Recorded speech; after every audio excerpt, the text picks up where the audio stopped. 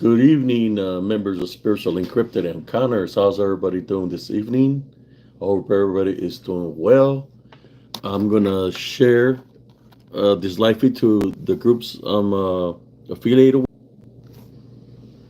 I hope everybody is doing well uh, this evening. Um, I want to start off first of all to talk about a certain topic, in which when I go live, I'll go with the flow of things of what I'm feeling spiritually, what I'm sensing around me, and I go with that. When you go through something, you experience certain things to know what it is, and you've been through it to understand what it is, and you're just trying to help out people within the paranormal community, the cryptic community.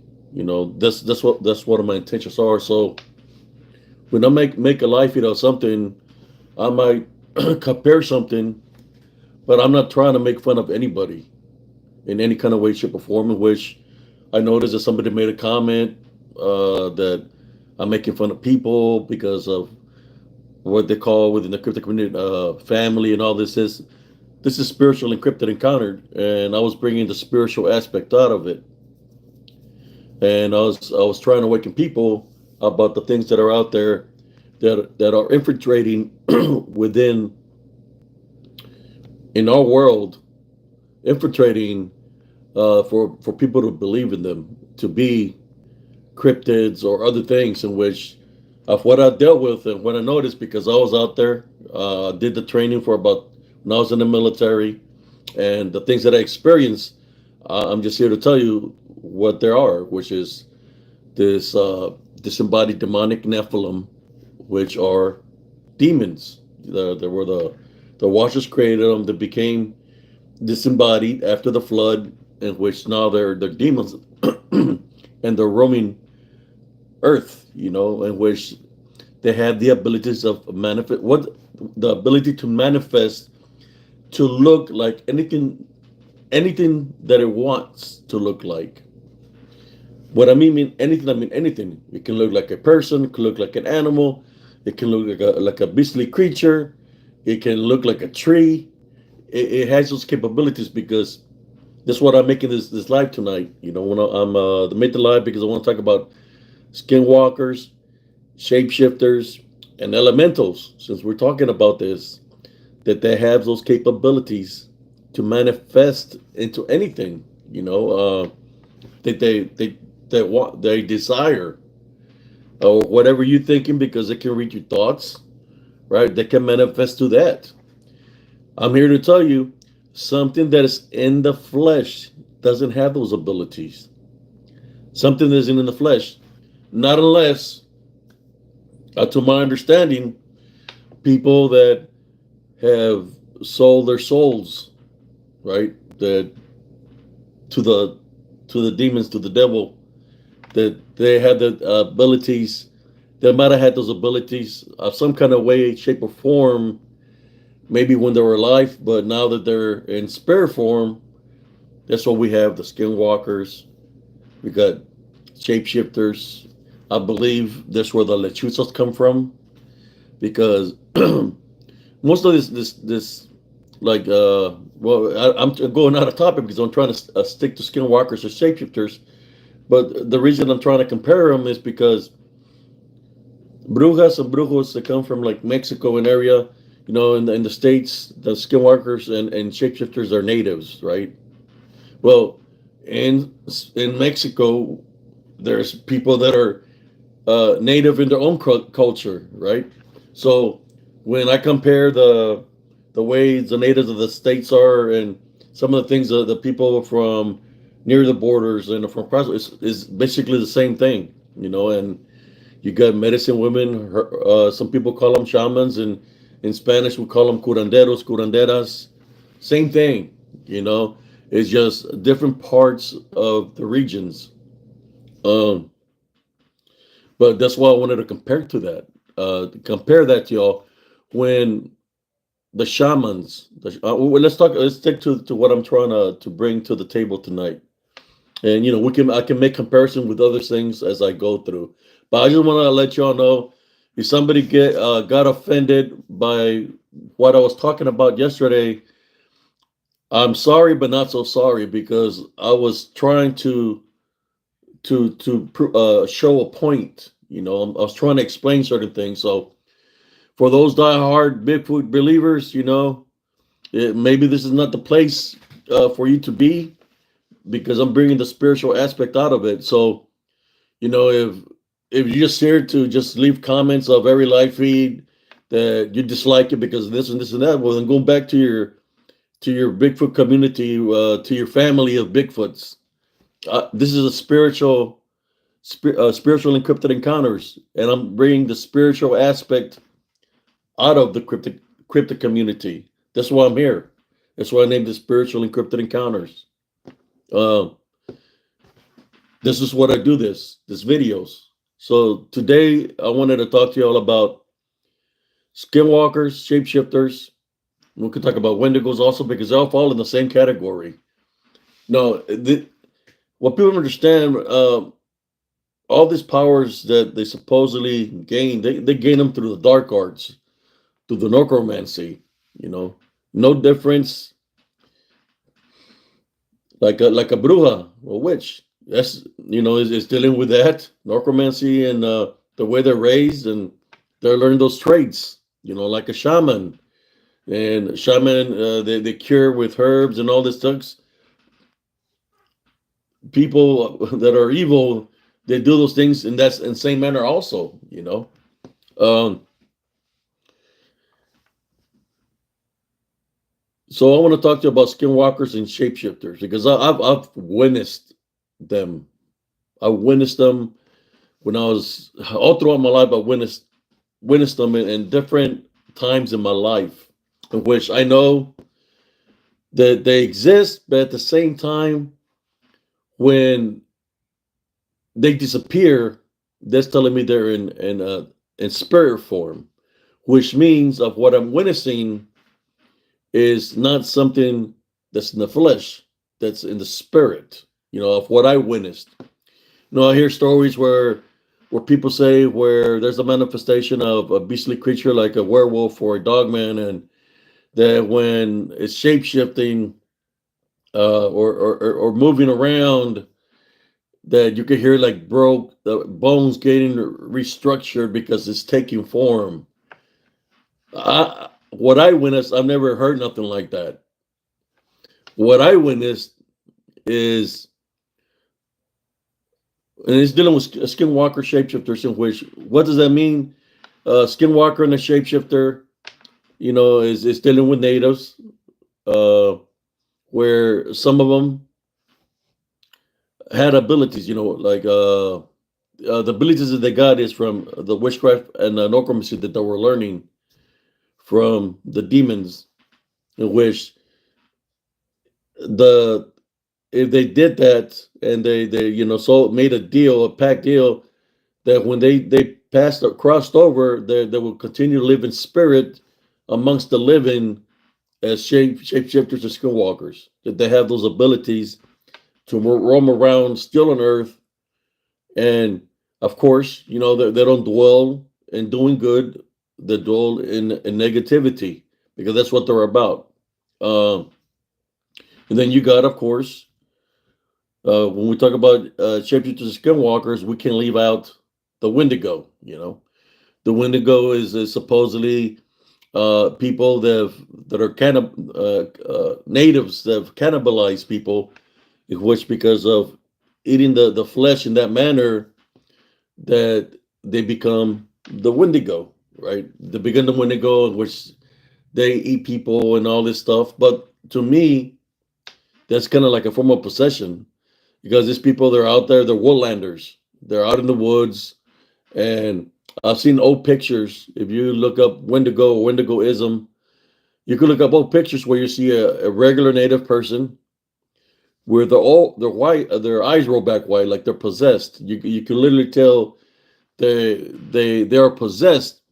So is are they taking forms of a beast, or is it because they're possessed and they're thinking they're a beast, and you have so many stories because, like I said, remember the skinwalkers and shapeshifters, they can shapeshift, but when they're in spirit form, uh, I've run into a woman, which I'm going to share some stories with y'all.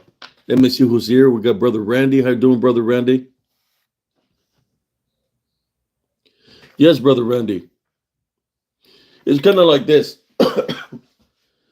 when when I'm seeing something that looks out of the ordinary, I don't pay attention to what I'm seeing. I'm seeing right through it. I'm seeing the source behind it because there is a lot of illusions where things of demonic nature can cause. So it can manifest to look like something, but if you look right through it, you're going to be able to see the source of it that's causing that manifestation. Like I said, I'm gonna say this every time I make a video. Place it to the test. Whether you run into a skinwalker, shapeshifter, or any manifestation that takes, put it to the test. Type, bind, and rebuke it in Jesus Christ's name. It's going to vanish when you bring that up. So it's vanishing when you say, I rebuke in Jesus Christ's name. Then what is that telling you? That's telling you it's something demonic of nature. It's not an interdimensional being uh, that's that's a Bigfoot that has abilities to talk to you mentally. No, it's demonic of nature. You see, those people, the witness, they say the witness Bigfoots and say they talk to them telepathically. They never put it to the test. In that nature, what I'm saying, because to them they're friendly. To them they're their friends. To them their clan, right? Put it to the test. If you're really you're out there, you say are they friendly? They're not. Some people say they're friendly. Some people say they're not friendly. Put it to the test. Tie, bind, and rebuke you in Jesus Christ's name. And when it vanishes, if it leaves a sulfur smell, or if it leaves pestilent smell, automatically that's telling you that's demonic. Right there. Bottom line. You don't need no scientist. You need no cryptozoologist to let you know that's you're dealing with something demonic in nature. And the reason it's manifesting in that beastly form is because it wants you to be scared. Because it's trying to use the fear factor as a spiritual opening. So if you get scared of what you're witnessing, and then you give it to top that off, you give it the belief factor that you're saying, "Oh my God, it's a Bigfoot. Oh my God, it's a dog man." You're giving the belief factor, and you're scared.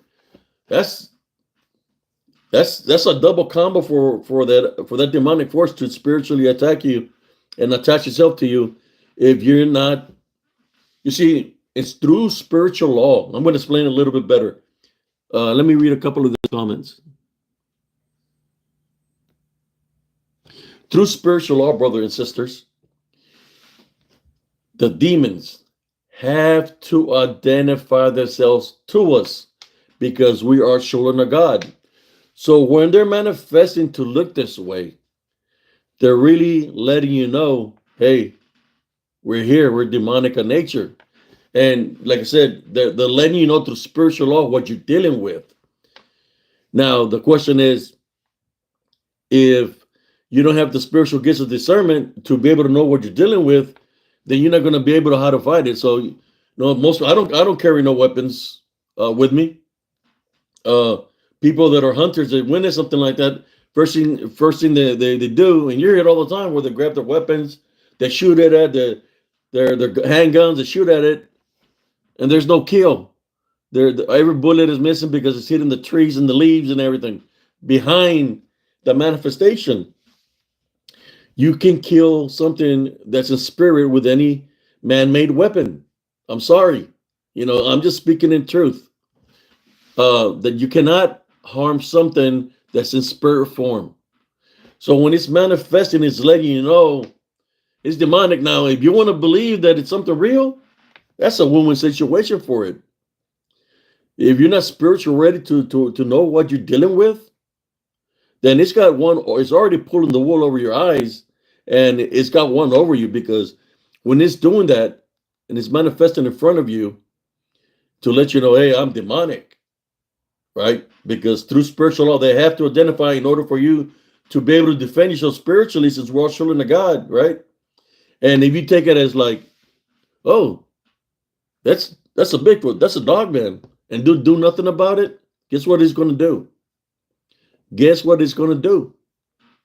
It's going to attach itself to you, because you're leaving an opening for it to attach itself to you. So what happens is, you leave the area, you're not feeling where you feel a certain kind of way, but you're like, oh, it's just because it scared me, I was a little bit afraid from it, of what I witnessed. You go into your home, you go into your home, go lay down.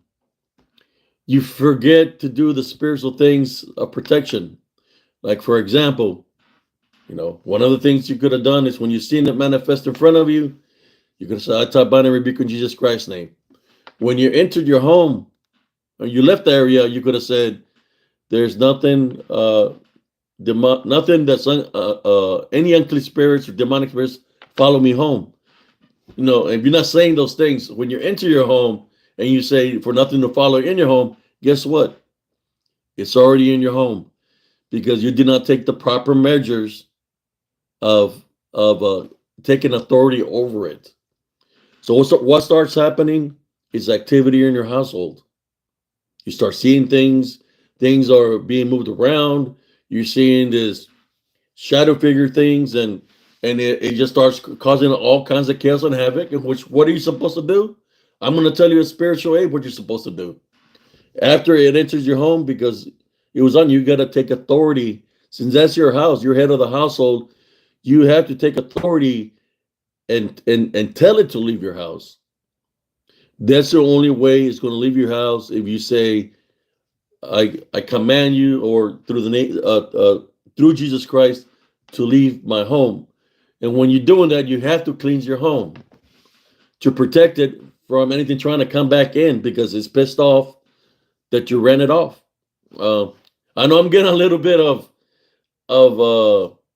out of topic of what we're speaking of, but that all is included with that, with shapeshifter, skinwalkers, wendigos, uh, with elementals. Elementals is dealing with these beings that are from Mother Nature itself, but they're all come from the same area, and they're called different names, right? They're different names. Let me see what somebody's saying here. Amen. Amen. That's the only one that can make things happen for you. Sometimes when you're going through something like that, what normally happens, brothers and sisters, when you witness for example, a manifestation of a dogman, or manifestation of a Bigfoot, a manifestation of a witch, a shadow figure, a giant red orb, skinwalkers, shapeshifters, you name it. First thing you do is you shut down to yourself, because you don't want to let nobody know what you're going through, because you're not understanding what you're going through. So you don't want people to make fun of you. So you keep it to yourselves, and things continue to happen. That's that you're trying to figure out what's going on. But if you tell somebody and they make fun of you, it's just going to distance you away from people, in which you're going to be by yourself. And that's what they want. They want you to stand alone. When people make fun of you because you're saying what you're going through, or that's going to make you feel a certain way that you don't want to associate with people. That's how they get it. That's how they get people when they're by themselves. There's no unity. There's division. There's chaos. There's havoc. And that's when they bond that individual, because that individual is trying to figure out what the hell's going on. They're trying to figure out, how am I going to get out of this situation? And if the people that are around them are not there to help them, but to ridicule them, make fun of them, right? Then they're all by themselves. When I talk a certain way about these things, that are demonic of nature, I'm speaking in truth. You know, there's some people that get offended because they want to believe they're 100% flesh beings that are interdimensional beings, but they never say demonic. Do you know why they never say demonic? I'm going to tell you. Because if they tell you that they're demonic of nature, that means only one thing, brothers and sisters, that Jesus Christ exists, right? Our Lord and Savior Jesus Christ exists, but they don't want to say that because that means that when Jesus Christ cast the legion of the man that was possessed, and the legion knew who he was, that he was who he was, and they didn't want to go where he was going to cast them to, so he casted them into the swine and pigs. Well, this all these beings fall under that, under the legion and all that, and they know who Jesus Christ is, but Jesus Christ is the answer of how to overcome, just like he overcome numerous peoples throughout history, cast his demons out of them with the love foundation. That's the way we're going to overcome all these things that are demonic of nature, whether they're from through witchcraft or necromancy. What in which like the pharaohs are part of the witchcraft, necromancy, witchcraft and necromancy, and then a lot of the pyramids, like the Aztecs, the Mayans, all that,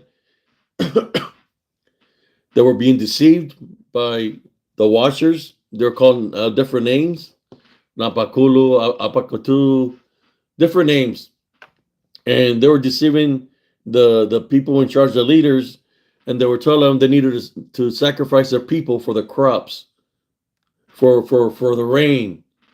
So there was a lot of blood sacrifices, in which it was a win-win situation for them because they were collecting souls from the people that were getting murdered, right? And that nature, that's what I consider these things that are around us spiritually. Uh, it's about how far you're going to go into the belief factor of them. It's when you make you stand your ground spiritually, and they're trying to scare you because they're manifesting right in front of you, but somewhere within you, you're like looking like, I'm not afraid of you. I know you have a big manifestation, but then when you go into prayer, and whether you said the deliverance prayer or you type out in Jesus Christ's name and it vanishes, just letting you know that threat that you're visualizing, you're seeing, that you're witnessing, is not as powerful, right, as it's trying to show you, it's trying to manifest to you. The only way it can get some power over you, if, like I said before, if you're believing in it, uh, believing in it. Me, I'm just trying to expose the spiritual aspect of the demonic things, the demonic nature of them. Okay, so I'll talk to you about it later. So we're going to talk about skinwalkers. We're going to get some stories of the skinwalkers that I encountered. You see what Brother Randy says here. If you're a witch, then you're going to hell if you don't repent. Just being honest, if I didn't tell you, your blood would be on my hand. Yes, that's very true. Uh, there's a lot of witches and warlocks, right? That they were promised things through demons, uh, just like the demons. They were in the manifestation form of a big Fritzel dog man that were making deals with the natives. No difference. Same thing. Um, they were promised certain things, in which one of the things was to have powers over the people, that there will be, but the only way they could have that kind of power, that we have to do evil, that we have to go after people, uh, hexes and curses in that nature, right? They have to go. That's their duty to do that. They can be smiling at you, but the works they do at night is really about, right? Because that's when they go come out and do this evil works. It's at nighttime when at a certain time frame where they think what was given to them is where they're at their best. How should I say? It's the best time for them to do this spells and all this stuff at a certain time frame at nighttime. Uh, when we talk about shapeshifters, people think a shapeshifter is a person that can manifest into something in which, like I said, to my understanding, there are some people that sold their souls. So when you're seeing how they look, it's really not them anymore. How they look in the flesh is not really there no more because, like witches, right? They said that the witches that the what was left behind is the flesh, right? But their true nature is when they take off that flesh. It's what's they hide the flesh at certain locations, right? To my understanding, the flesh goes in certain locations. Why?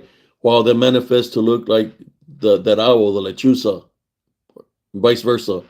Um, in which of what I've seen or what I witnessed, I've seen those manifestations. Now, were some of those manifestations witches, or were some of those manifestations that I was witnessing the demons are affiliated with them, like familiars, that they have those capabilities to do that because there are pure evil. Uh, so going back to the skinwalkers and the shapeshifters that I witnessed in Central Texas. Let me see some of these comments. Because I'm new to doing lives here on YouTube, so I'm gonna see all this comments that are here. Thank you, brother Randy.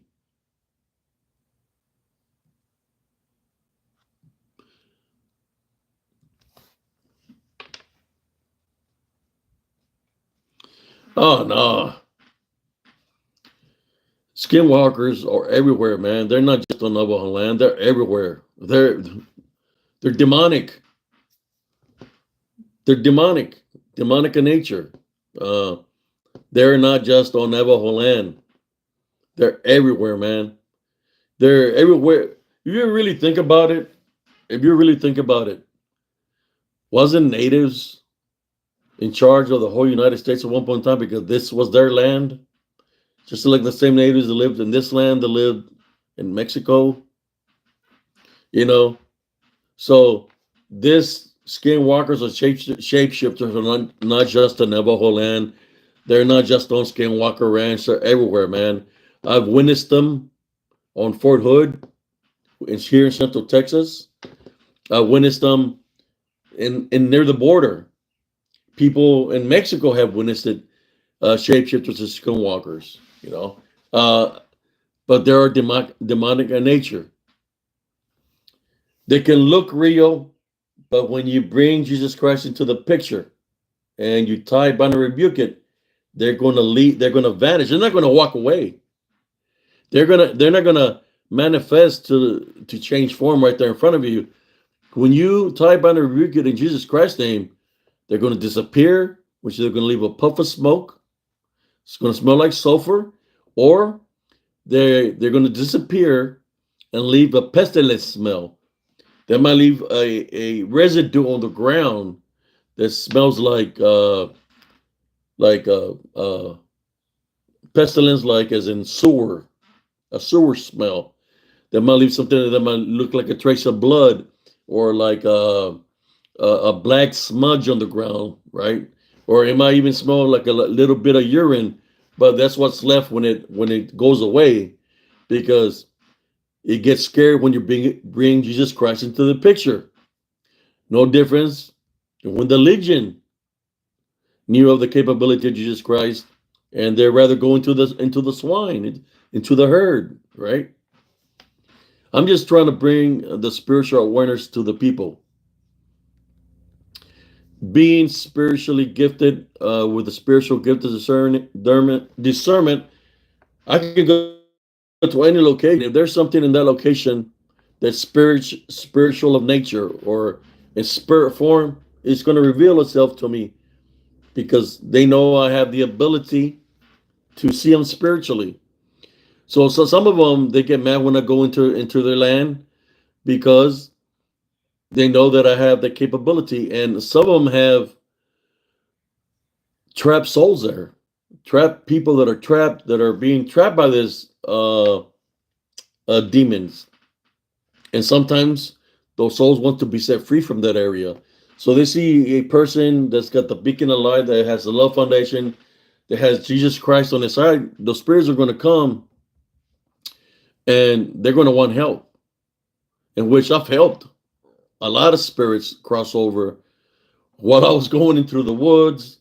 When I was doing my investigations, I've helped out a lot of spirits cross over. In which, what does that mean? That means that whatever's there in that area, whatever name you want to call them, skinwalkers, shapeshifters, wendigos, Bigfoots, DDNs, demons, they're pissed.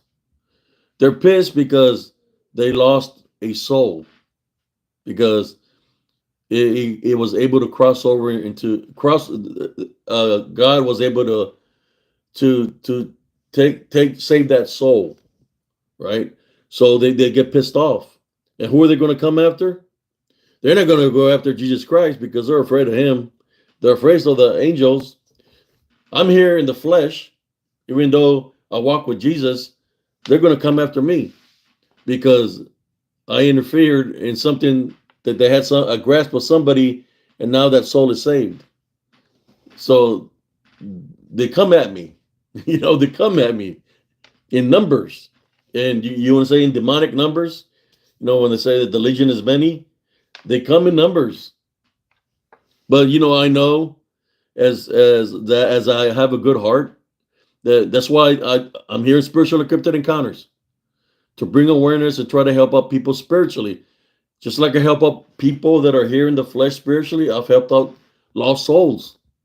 There are some that have died in car wrecks where they surface up, they say something to me, and they want help, right?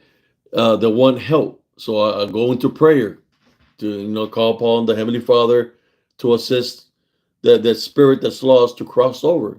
Uh, Let me see. We got Sister Melissa says, in my experience of clearing houses, Jesus Christ is always the way. Amen. Yes, that's the only way you're going to be able to cleanse the house thoroughly.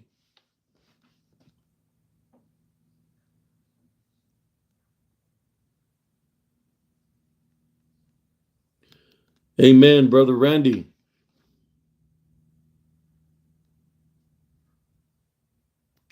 Yes.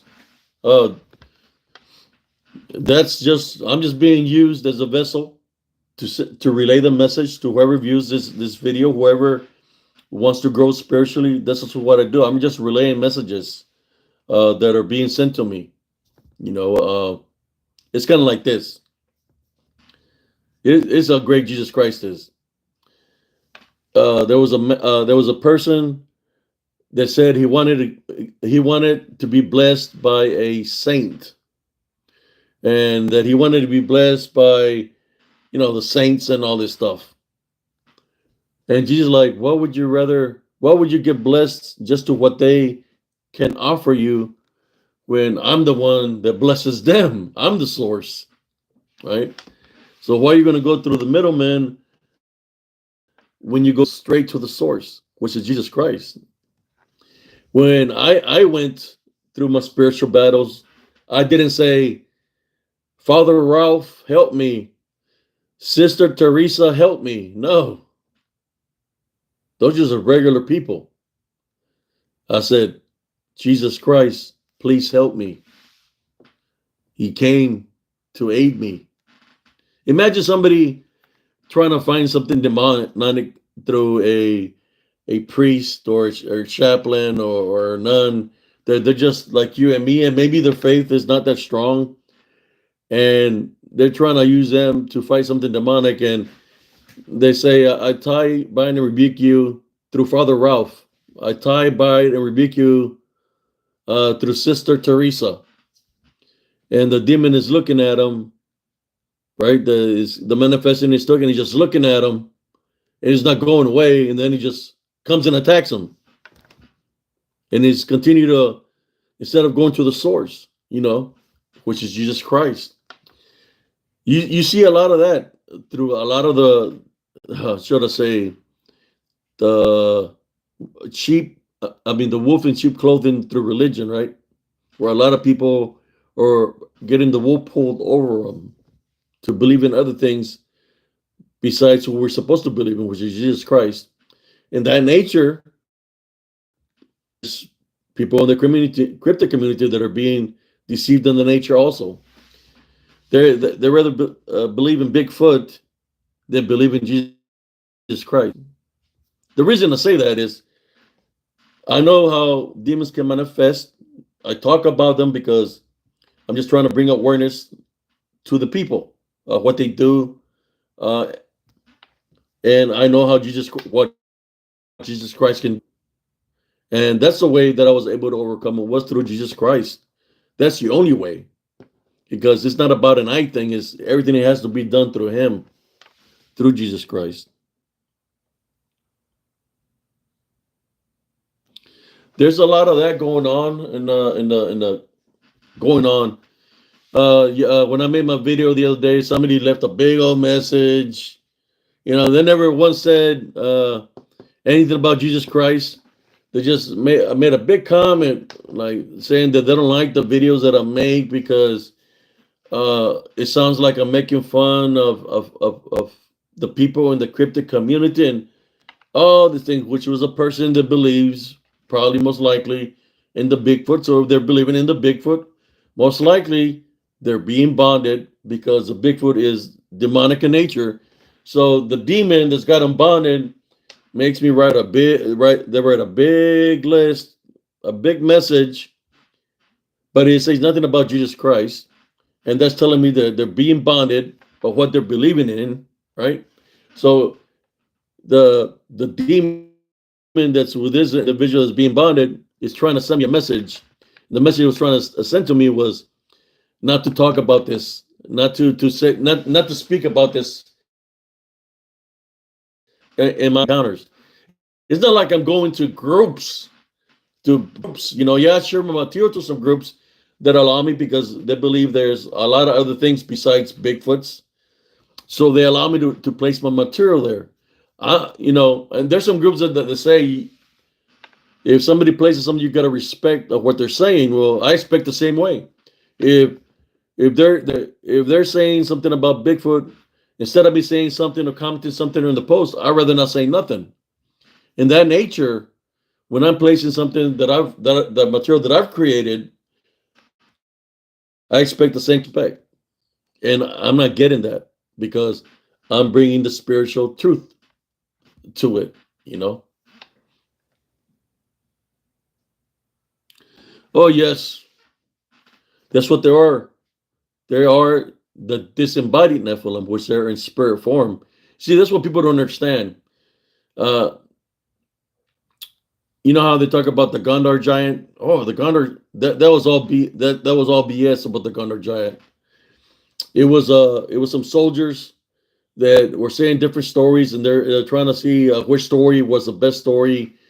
There was a little competition that we're having, who had the most scariest story, right? But they have no proof of any giant, you know, people that supposedly people suffer stuff that they belong to the unit. And trust me, if there was a giant, I'm prior military. I had people when that happened, that supposedly happened. I had people that their family and friends. The one was once that served me that works for the government. If there was some kind of giant in some kind of nature, he would have told me. I would have known. So that story is far fetched. When trust me, if God's going to do something, He's going to do it just like he did Sodom and Gomorrah when he created the flood. That flood that he created was to destroy the Nephilim. So trust me, when he did that, they got destroyed. The only thing that was left of they became disembodied Nephilim. They're in spirit because they had demonic capabilities from their creators, the watchers, because they were, they fell, they were angels that fell, that became demons. So that's why they're still amongst us, in which we know them as demons. That's what we know them as demons. They're amongst us. But the capabilities that they have, when people talk about super soldiers, they say, oh, the government is creating a super soldier. Well, I was in the government 10 years in the front lines, and I never witnessed a super soldier, but I did witness other things besides that, that were amongst us. If there was a super soldier created at one point in time in life, there would be the Nephilim. They were created by the Watchers. They were destroying the earth, right? Killing everything of God's creation. So God destroyed them. But then they became disembodied demonic Nephilim, and which is still amongst us. They cannot cause the chaos and havoc that were causing back then, but they can still cause chaos and havoc. How? By possessing people. Possessing people and taking out the host, in which you hear a lot of people disappearing in the woods. You hear where people jump off of bridges. People just jump in front of a car. Guess what's doing that? Is it really the people? No. It's a disembodied demonic Nephilim in full force. That's what they do. They dislike us, they dislike mankind, and they don't want us in the picture. They don't want us to ascend into the kingdom of heaven. They want to deceive us for what? For our spirits, for our souls.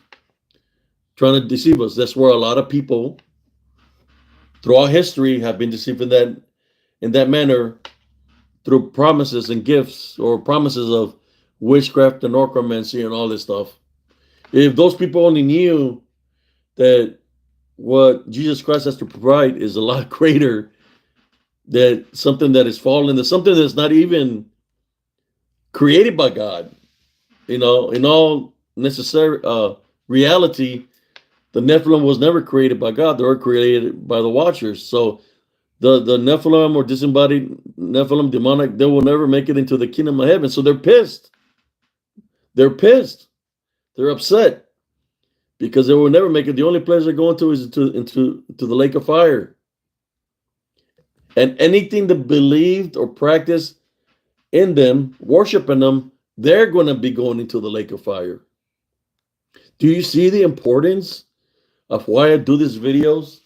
That is a lot deeper than just me talking about, the Bigfoot printer, trying to think that I'm making fun. No, I'm not making. I'm trying to awaken them to tell them what position they're placing themselves into.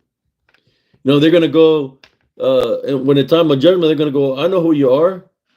You're my Lord and Savior Jesus Christ. I believe in you. So no. Say, if as far as I remember correctly, you just believed in Bigfoot, which Bigfoot was a demon, was a DDN. You just believe in a dog man. You never said my name once. You were gifting them. You were gifting them things. You're believing in them. Didn't you say you were part of the clan? You never mentioned me once. So do you think that those people that never believe in Jesus are even going to make it into the kingdom of heaven? It's not up to me, but you decide that. If they never acknowledge him as our Lord and Savior, or call upon him when they were going through those things, and they really never prepared their spirits for what was to come. That's why I'm making these videos. How you doing, Sister Maggie Brooks? Okay, I'm gonna share a story with y'all. about a skinwalker slash shapeshifter. I've shared it before, but since we're talking about, I'm going to share it right here. There was one day in Elms Grove Estates in Killeen, Texas. It was nighttime. Strange events were happening where my screen, I had a little chihuahua, and the screen window from the restroom was getting ripped off. So I was kind of like replacing it every day, because when I would wake up, the screen little window would be ripped off. So one evening, uh, my little chihuahua was barking because I always kept my chihuahua in the restroom. He liked it was fresh in the restroom, so he liked staying there. So he was barking. I went outside to look what was going on, and when I stepped down my porch. I looked to the right, and I could see a red fox. There was a red fox sitting there in the middle of my yard looking at me. I took like 5 steps towards the fox, and what seemed weird or odd to me is when I took the 5 steps, it didn't run away from me. He just kept on looking at me. I got a little bit closer, and he kept on looking at me. To me, when that was happening, because I've run into animals when I was in the military, and normally they take off or you take off, right? Uh, he was looking at me, I was looking at it, and then he just turned around and started walking away from me. As he was walking away from me, I was walking behind it. To give you an image of how the mobile homes are set up, there's like a mobile homes are like maybe like in between back the back to back of the mobile homes. There's probably like a little gap of probably 8 to 10 feet in between mobile homes. From side to side is probably like maybe 15 yards. Not even 15, like 10 feet, because they're kind of close to each other. So as I'm following the fox, it's going by Miss Ken's mobile home. It goes around, and I'm not right behind it. I'm like maybe 5 feet away from it. So when I went around the fence, it wasn't a fox no more. What I witnessed, and it was cold this evening when that happened. What I witnessed was this. It was an old man that was butt naked. He had like a hunchback on his back. In Spanish, it's called jorobado, which means that I can, just like a hunchback, right? But it's just like when somebody has poor posture, that they walk like this and they have like a lump here. Well, it was barefooted, naked. You could see nothing but the skin, his butt, and everything. He was wearing I could see the fur on his back and something on his head. And he kept on walking up the street barefooted, and it was cold out there. So I said to myself, "What happened to the fox?" So I'm going to follow this. I don't know who he is. I just want to see where he goes to. If he lives in the park, I want to see which mobile home he's going to. So I follow him up the street. It went through one of the main roads. I follow him out of the park, and he's walking in a big quad, and I'm following him, and I'm keeping my distance away from him. Why am I following him? Because I just wanted to see who this was, what this was about. So I follow him. He's walking barefooted. He's going along the fence. He's not looking back. It's kind of like he's walking, and it's kind of like you can see like he's tilting his head a little bit to take a look, right? Tilting his head a little bit like this, like trying to see me through his parallel vision, right? Through this. So I'm walking, and he goes along. There's this embark, and the embark, they have a big tower, and they have a link fence. He was walking along the link fence, and up ahead was the old airport of Killeen. And he took a left on the link fence, and he started walking along the fence. And I'm visualizing him, and I stop on the road, and I see him. He's already like maybe 20 feet away from me. And then he takes a right and goes behind a bush, right? The old man that I witnessed goes behind. it looks like an old man, but I never really got to see his face. I just got to see his body, right? But he was pretty tall. So I'm looking and I'm trying to see if he's going to come from behind the bush. And I said, well, maybe he's got his sleeping bag behind that bush or something, because I thought maybe he's homeless, right? So next thing you know, as I'm looking behind the bush, I see a Saint Bernard run from behind the bush real fast, goes behind another bush. So at that time, I'm looking at two bushes, which is the one where the old man was or is, and where the Saint Bernard went to. And I said, wait a minute, what's going on here? And in my mind, it's like, well, maybe that's the old man's dog, right? When you're not thinking nothing about it, you're like, well, maybe that's his pet that he had tied to the bush or something. He let it loose and he's just running around, but he runs behind the bush. Next thing you know, from where the Saint Bernard went, a bird flew away. So out of curiosity, I said, I want to go walk along this fence to see if that old man is behind that bush. I walked along the fence that he walked. When I got to the bush, there was no old man. When I looked further up, there was no Saint Bernard. That, my friends, was what you call a shapeshifter slash skinwalker. The only reason I know is a shapeshifter and skinwalker, the dead giveaway for that is the skin that it's wearing. They normally carry, how should I say, skins of animals that they use to manifest. So they might carry more than one, but that's a skinwalker shapeshifter that they carry the skins of animals that they kill, and from those skins they're able to manifest into those animals. That's how a skinwalker shapeshifter looks like, or a skinwalker shapeshifter. Of course, we got a different kind of skinwalker or shapeshifter skinwalker. It's another story. The creek had risen, it flooded the park, and a lot of mobile homes had gotten damaged.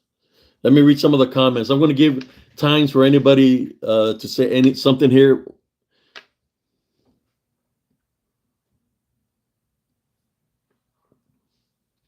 I've never heard of a ritual, but normally, when you hear about witches, warlocks, is the same thing.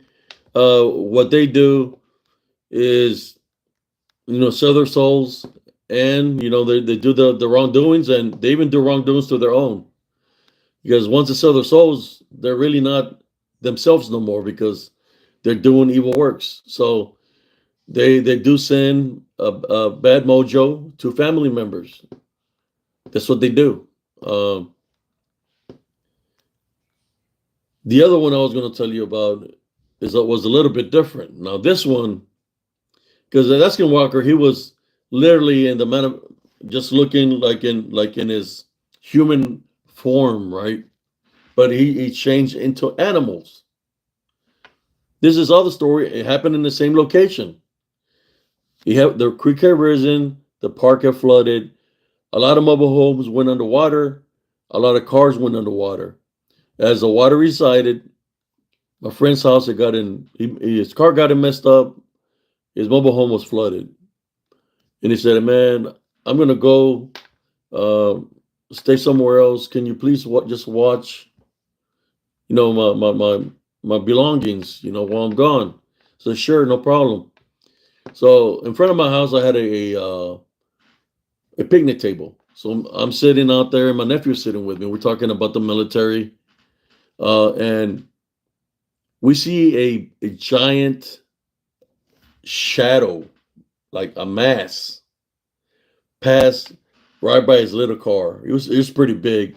I would say, as big as that shadow form was, it had to be 15 to 16 foot tall. It was huge. It was massive. And we look at each other. You see that? I say, yeah, that's not right. So, and then we say, well, maybe somebody's trying to break into his vehicle. So we ran down the street. We got there real fast, and we're checking his vehicle.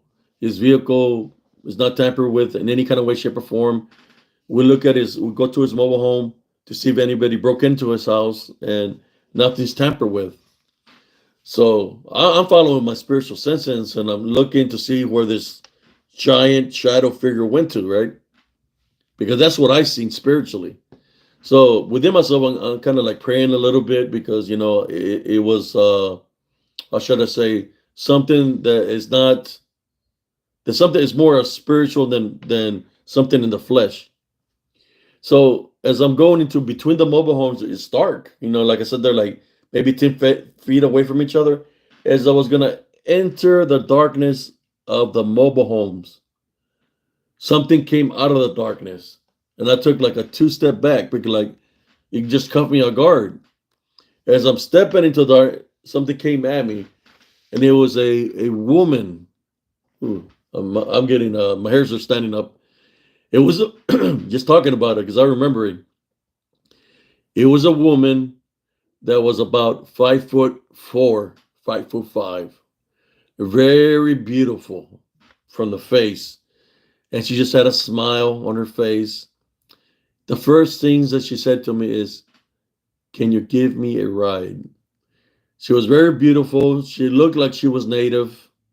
She was wearing a deer print shirt, very beautiful, and she kept on just asking me if I could give her a ride, and it's like her beauty was like mesmerizing in a sense of a way, but something didn't feel right on me. So I said, "Ma'am, I cannot give you a ride." And I asked her, "Are you here for my friend Dave? Or what are you doing here?" And she's like, "No, I'm just trying to get a ride." She was coming out of the darkness, out of the woods, right? So then she looked at my nephew with a smile, and she asked him, "Can you give me a ride?" And he said, "Lady, I don't even know who you are." And said, "And even that, I don't have no gas in my vehicle. I don't know who you are. I wouldn't give you a ride." So she just ignored the other question we were asking her. She started walking up the street. As she was walking up the street, brothers and sisters, this is what we witnessed. When we talk about skinwalkers and shapeshifters and Wendigos manifesting into something, I witnessed her right foot. I had paid attention from here up. Her right leg was twitching and it was moving very rapidly. As it was moving very rapidly, what we witnessed was a leg of a deer, in which uh, it didn't get to manifest fully into a woman. You ever heard the saying that when you see something in that nature, to always look down to the feet, because if you look down to the feet, you might see their beastly form.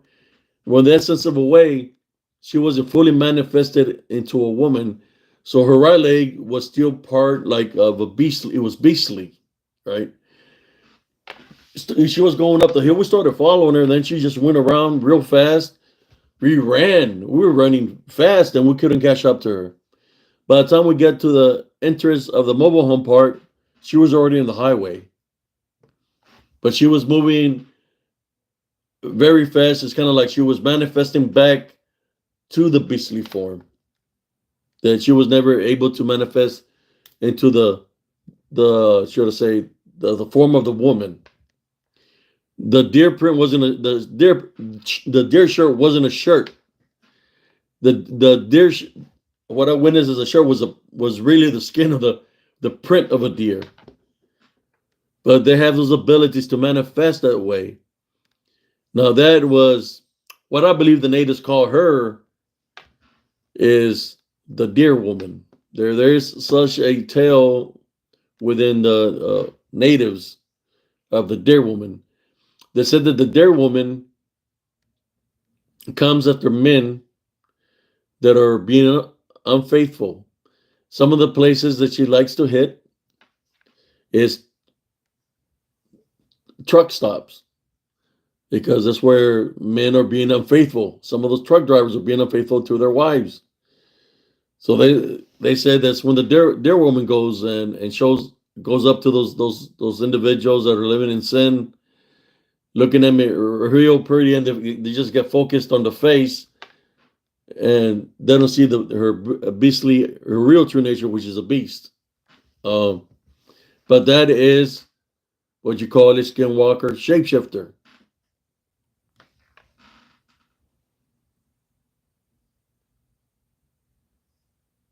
Yes, Pete. I'll give you another advice also.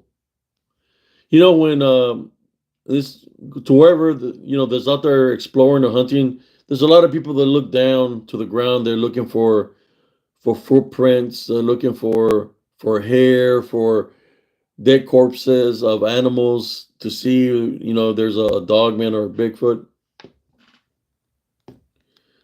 I can tell you this: if you're gonna look low, look very low because they can go low crawl very low, but also look high, look above you. When you're looking down, they might be looking at you from above you, from the trees.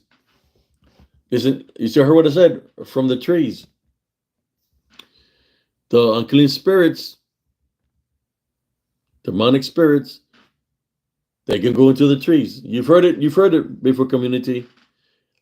That people say they're seeing Bigfoots go into trees. They're saying they're going to another dimension. I've seen shadow figures go into trees.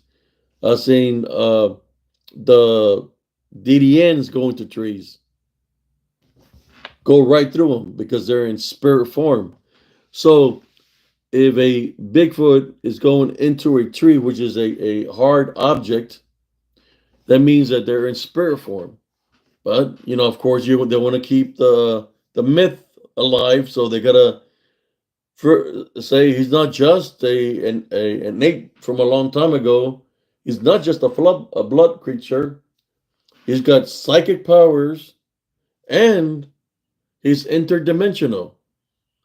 But nowhere there they say that he's demonic in nature. People can make excuses to make something look, how should I say, important because they want to keep the the the legend, the myth, or the story alive.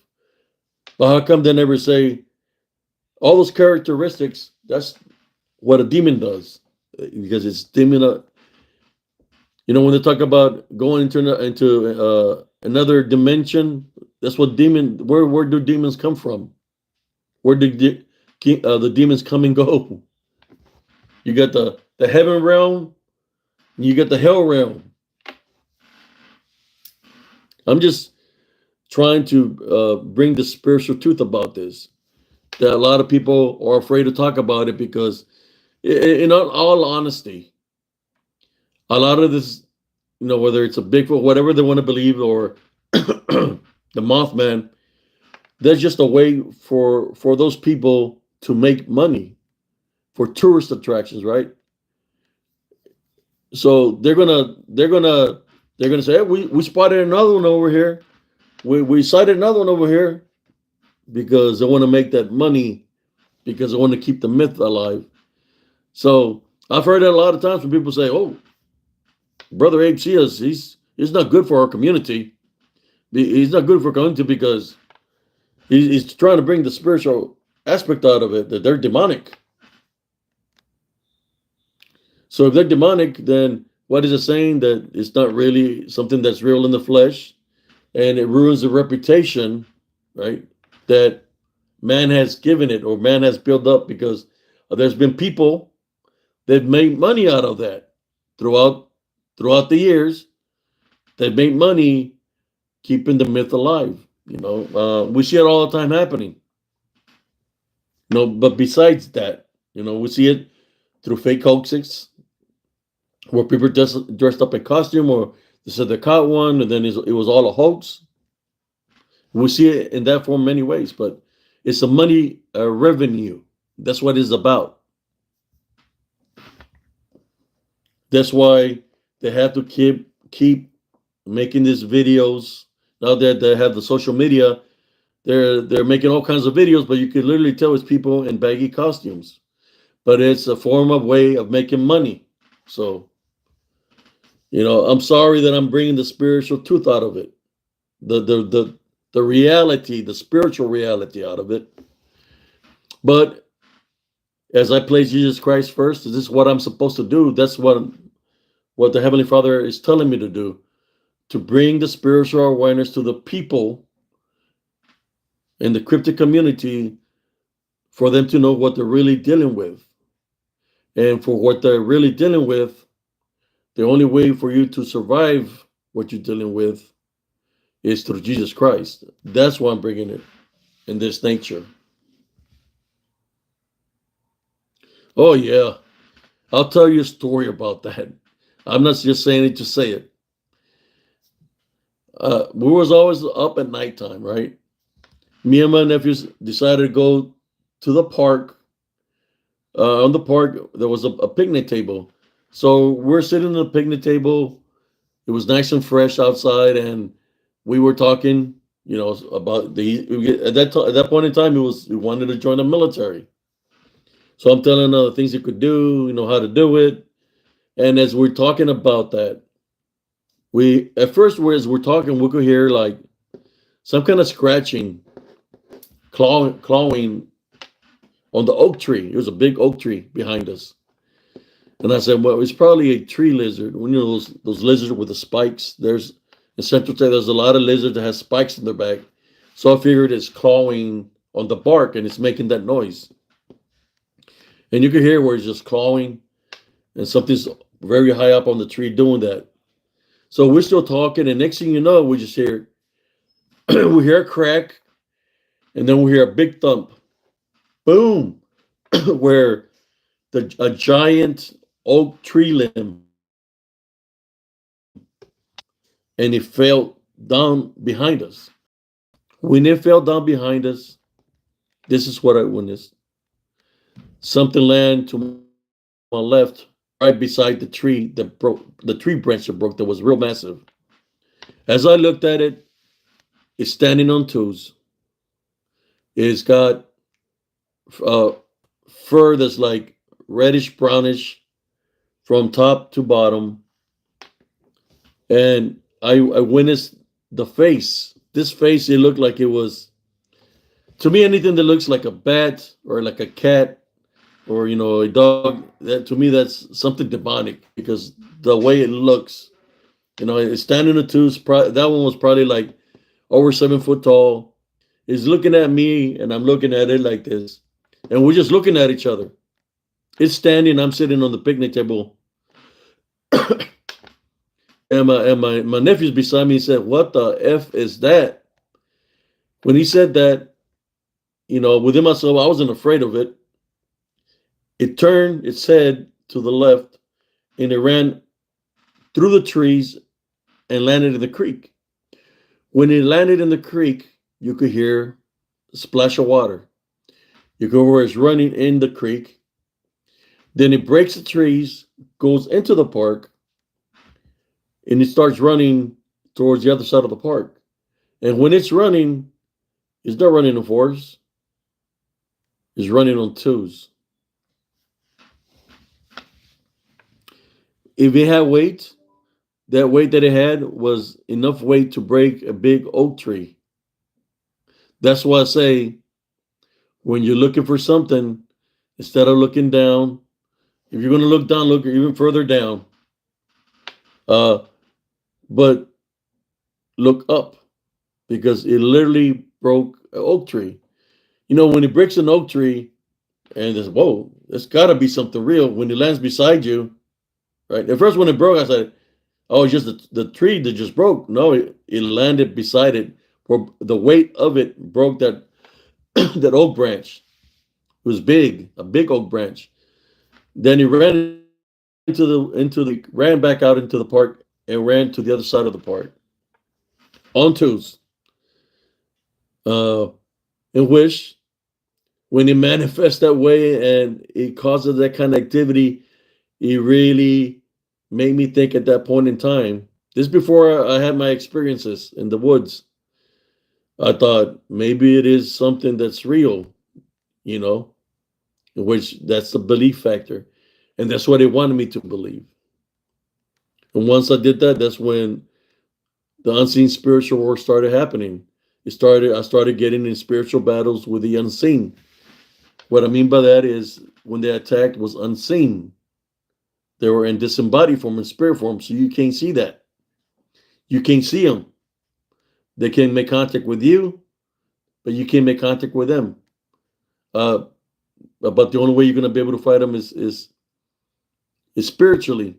But you you have to take back of what you gave the power was through the belief that whatever did that caused the branch to break. And I had to take that back, and then I had to fight spiritually because I knew what I was dealing with when I got attacked by an unseen force, that it had to be something demonic in nature. That's why I put it to the test through Jesus Christ by tie binding and rebuking it.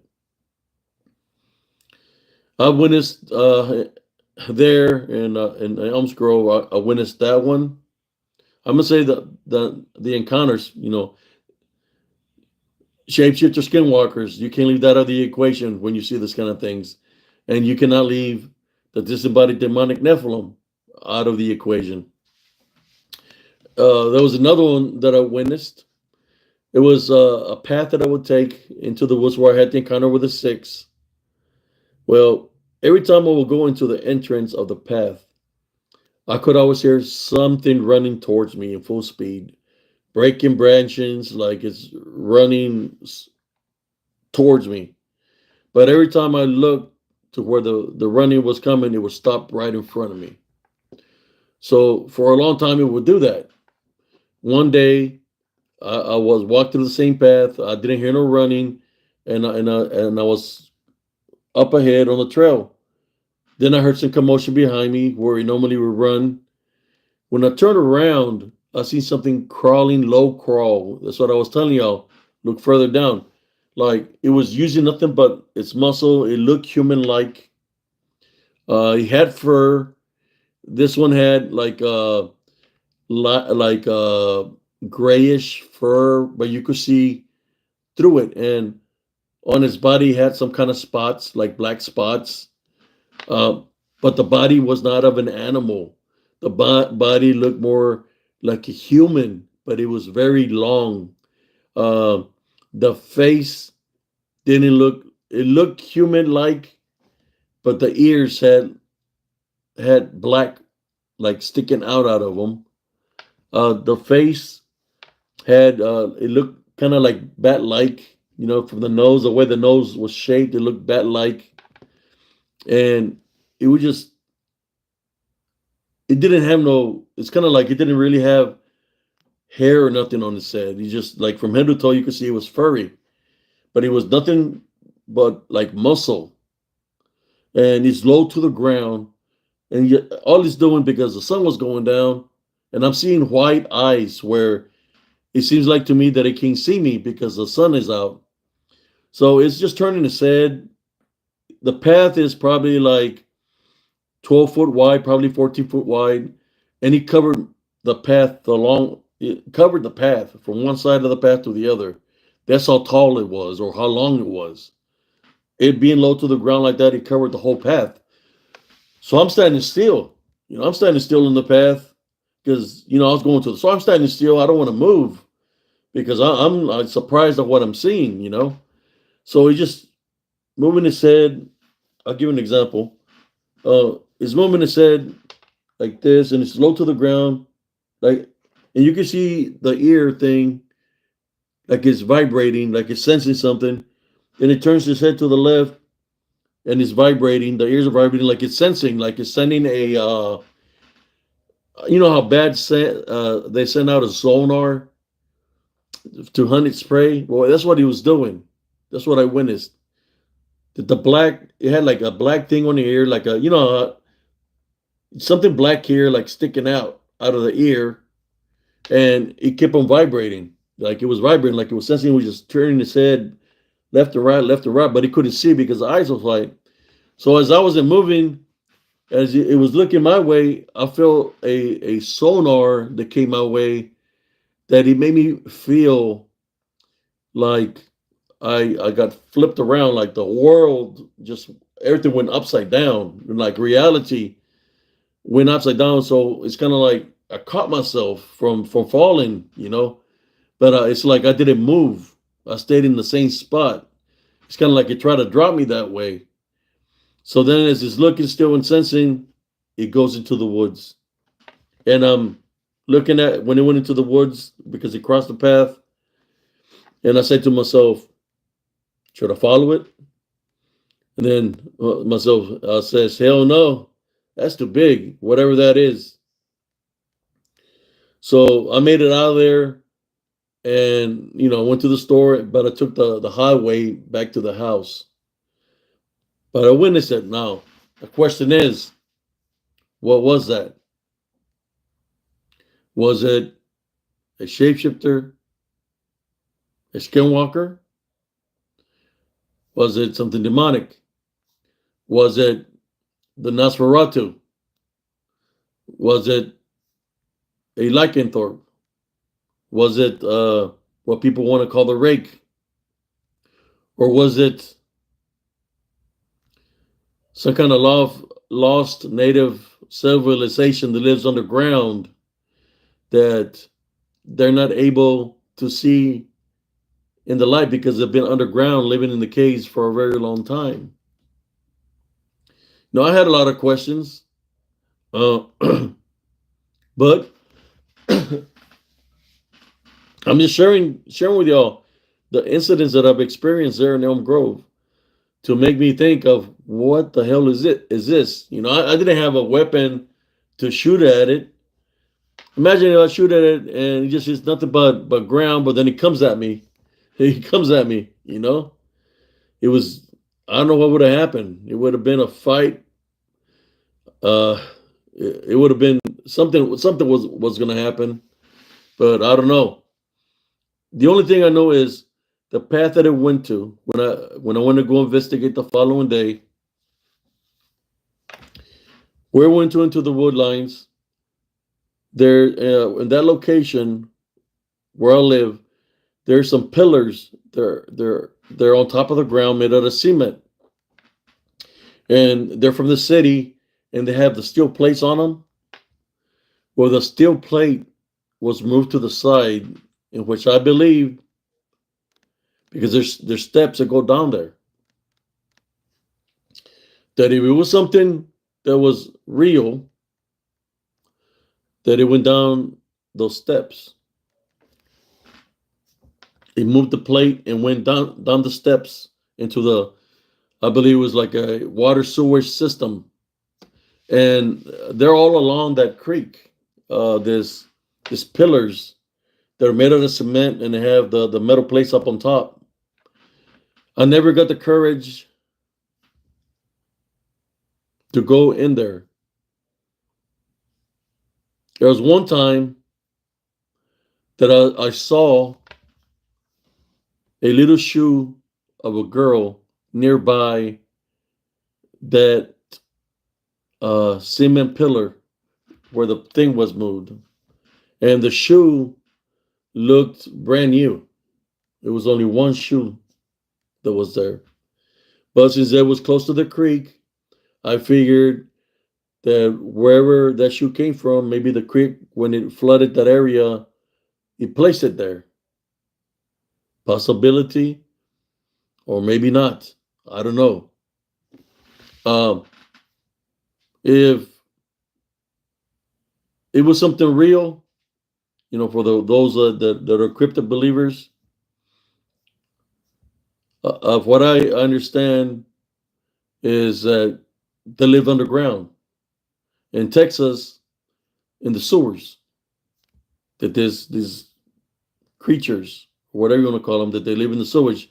This is what a guy told me, that he noticed them, that they were making noise underneath the street because the sewer systems are pretty big in Texas. So he said he could hear them under the ground passing by where he lived.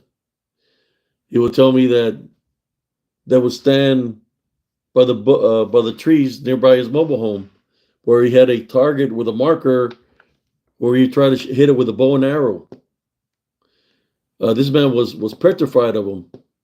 No, like I said,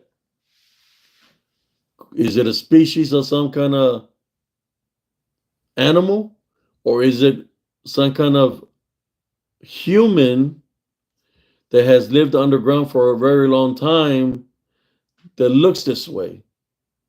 Because he is they live it underground and they can't see.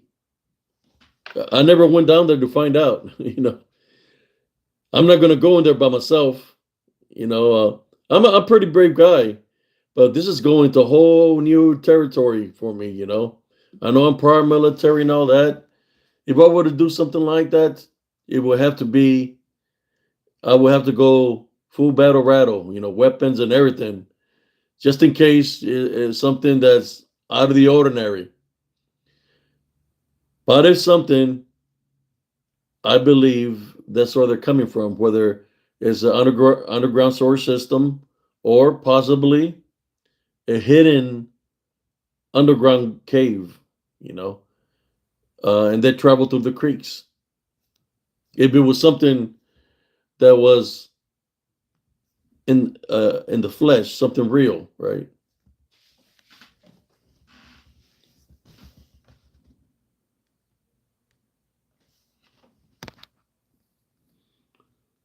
Good night, sister. Who's leaving? Sister. How you doing, Davy? Uh, that one would freak me out when I witnessed that one, because the being that came to mind to me when I witnessed it, the way it looked, the way the ears were looked, the way the nose was shaped, it was different than the dog bends that I've encountered. The way this being looked, it literally looked what the people call the Nosferatu.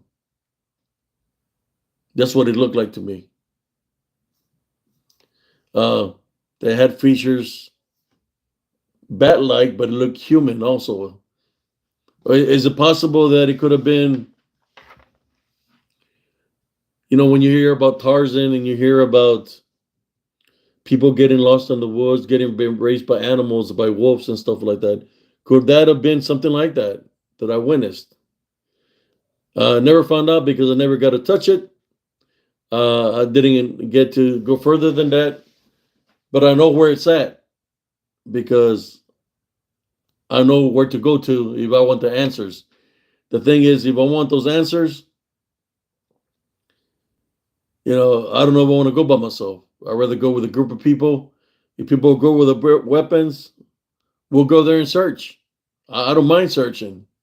That's what I do. But at the same time, you got to remember, like I've been saying, it's about the belief factor. Things like that. They're tricksters. They're deceiving. That was just another encounter of what when you talk about shapeshifters and skinwalkers. There was another encounter that I had. This was more related to that of skinwalker and shapeshifters. When I had moved into that mobile home park, there was an old Philippine lady. She'd been there for about, she said, like 26, 28 years, that she had plans to move. She had told me, do not go into those woods. Keep your son away from here. There's something very evil in those woods. Do not go there. She warned me. And to me, she was an old lady. And I said, well, maybe she's just making it up. But she said there's something pure evil in there. That's what she said. And I asked her, well, how do you know there's something pure evil there? She said that she was picking flowers in the woods right by her house. And when she was picking flowers, this giant snake came and wrapped itself around her. It had red eyes and it was looking at her and it was telling her something. I asked her, what did it tell you? She couldn't tell me what it said to her. The only thing she could tell me is stay away from those woods. A couple of weeks passed by and I seen some people getting to move her mobile home, and I see a person standing by a shed in the back, and he's a guy, and I look at, hey, how you doing? How you doing?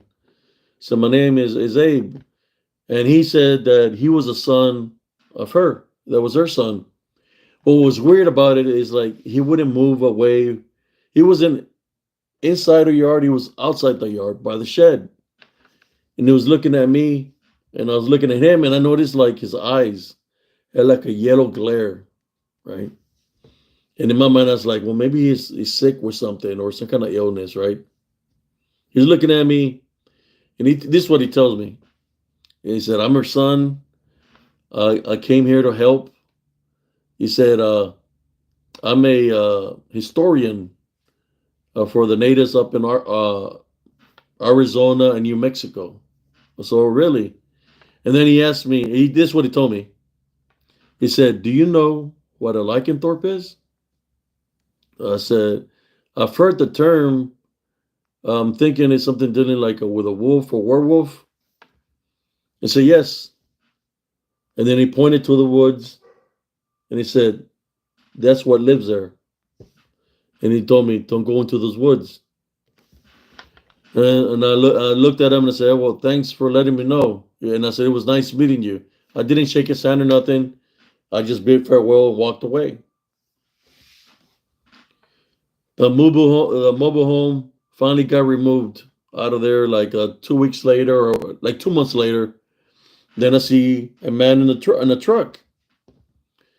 And I went up to him, and it's the same man that was standing outside the fence. And I say, hey, man, how you doing, buddy? He said, how's your work in Arizona and New Mexico as a historian? And he's looking at me, and he said, who are you? I said, do you remember when we were talking here last time? You said you were from New Mexico and Arizona, that you were living over there because you're a historian, dealing with the natives and stuff like that. And he looks at me and says, sir, I don't even know who you are. I've never met you before. That's what he told me. I've never met you before. So, who I was talking to before that said New Mexico, Arizona, and he said Lycanthrope, said that he lives in those woods. I believe what I was talking to was a shapeshifter skinwalker in the form of her son. That's what it was. When it said lycanthrope, because that's one of their favorite manifestations they like to take. When you hear dogman, lycanthrope, werewolf, there you go. Skinwalker, shapeshifters like to manifest into that manifestation.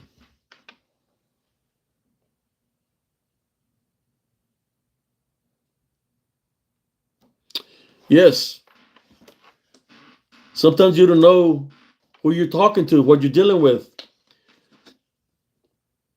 But the manifestation it took of that man look as real as you, me, and you. But when the real son, told me, who the hell are you? I was like, man, he thinks I'm crazy. He said, do you remember we talked? He said, I've never spoken to you before. I said, okay, well, I'm sorry. And I just walked away, scratching my head, but I placed it together. The shapeshifter skinwalker told me that the lycanthrope lives there, which is telling me skinwalker shapeshifters live in those woods.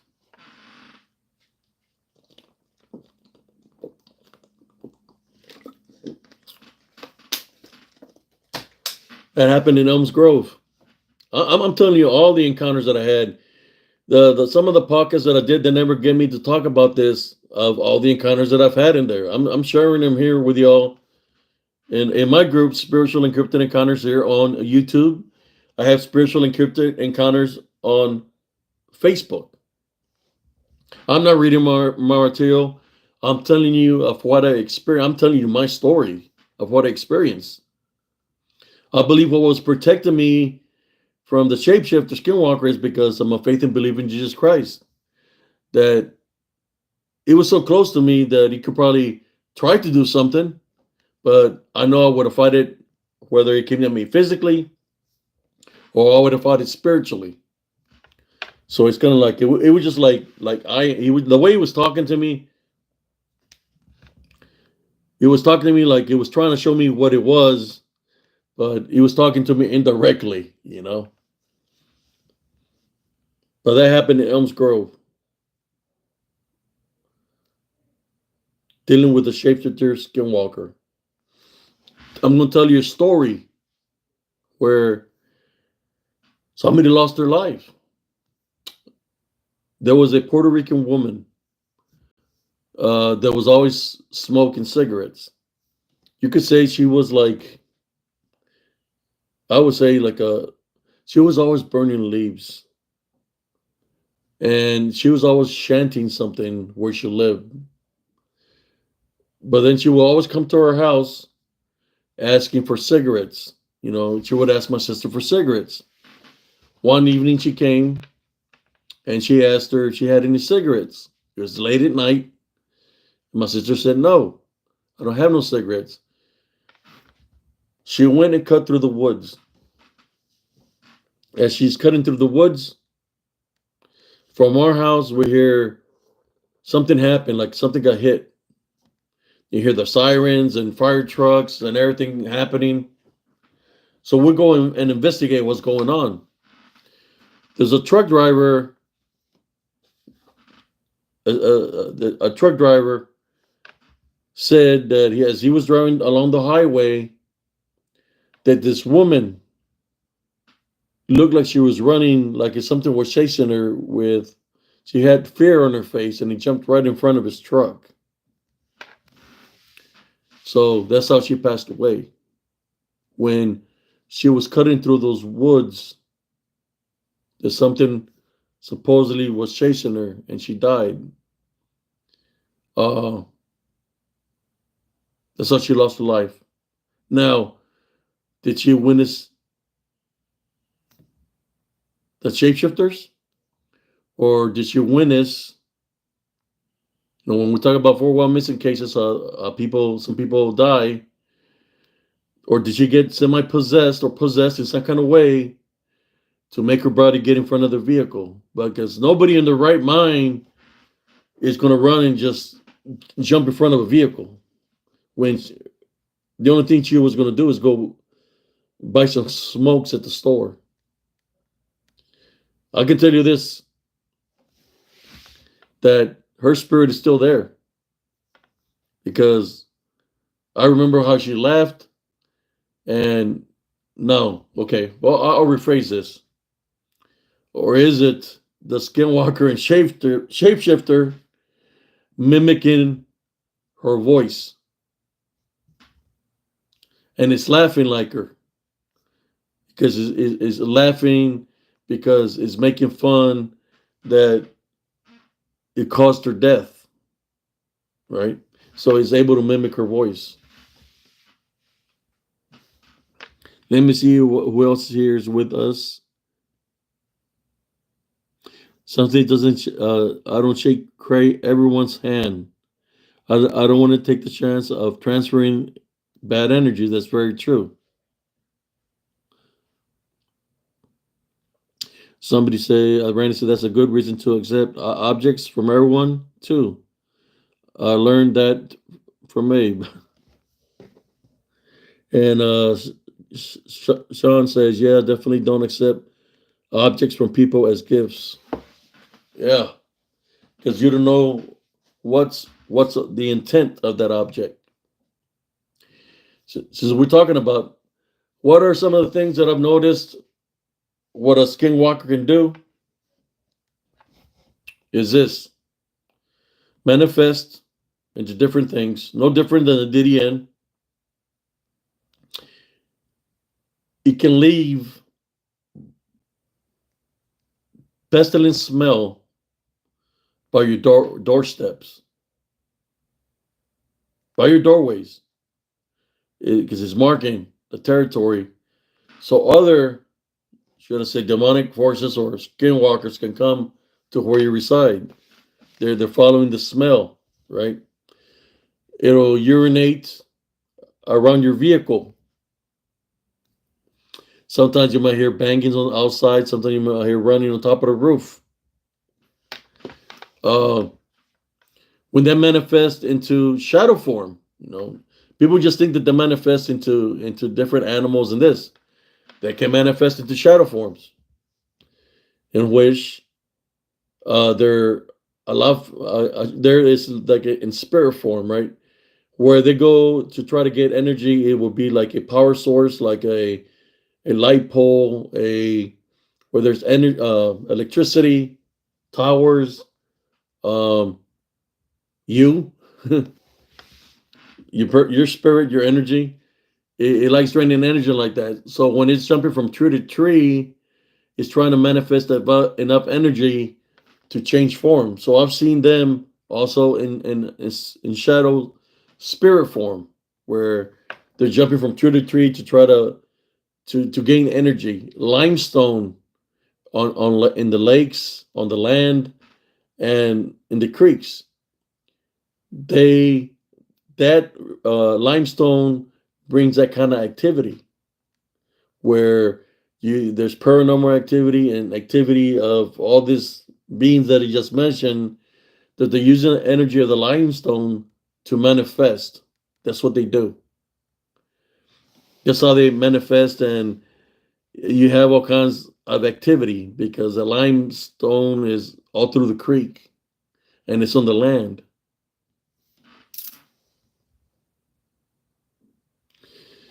Uh, let me talk to you about the other.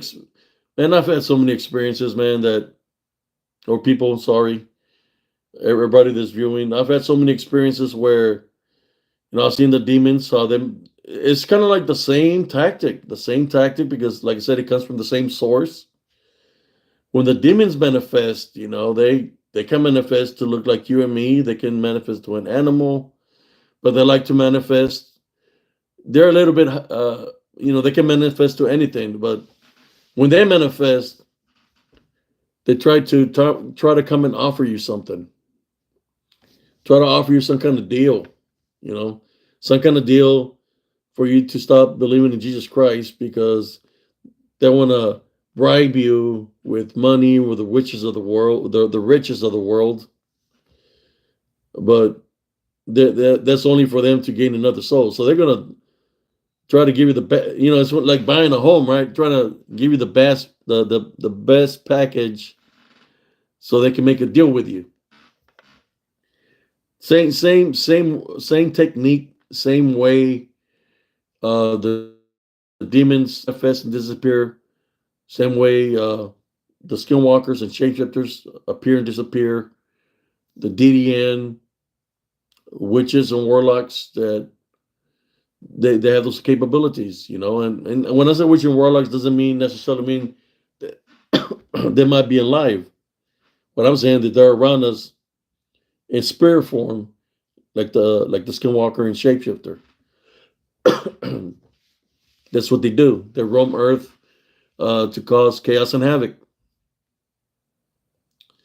I've seen it. I've seen it. I've seen the possessions here and there in Elms Grove where people have gotten possessed, where the eyes are rolled back wide and they're acting strange. And I go into prayer. When I go into prayer, they they become normal.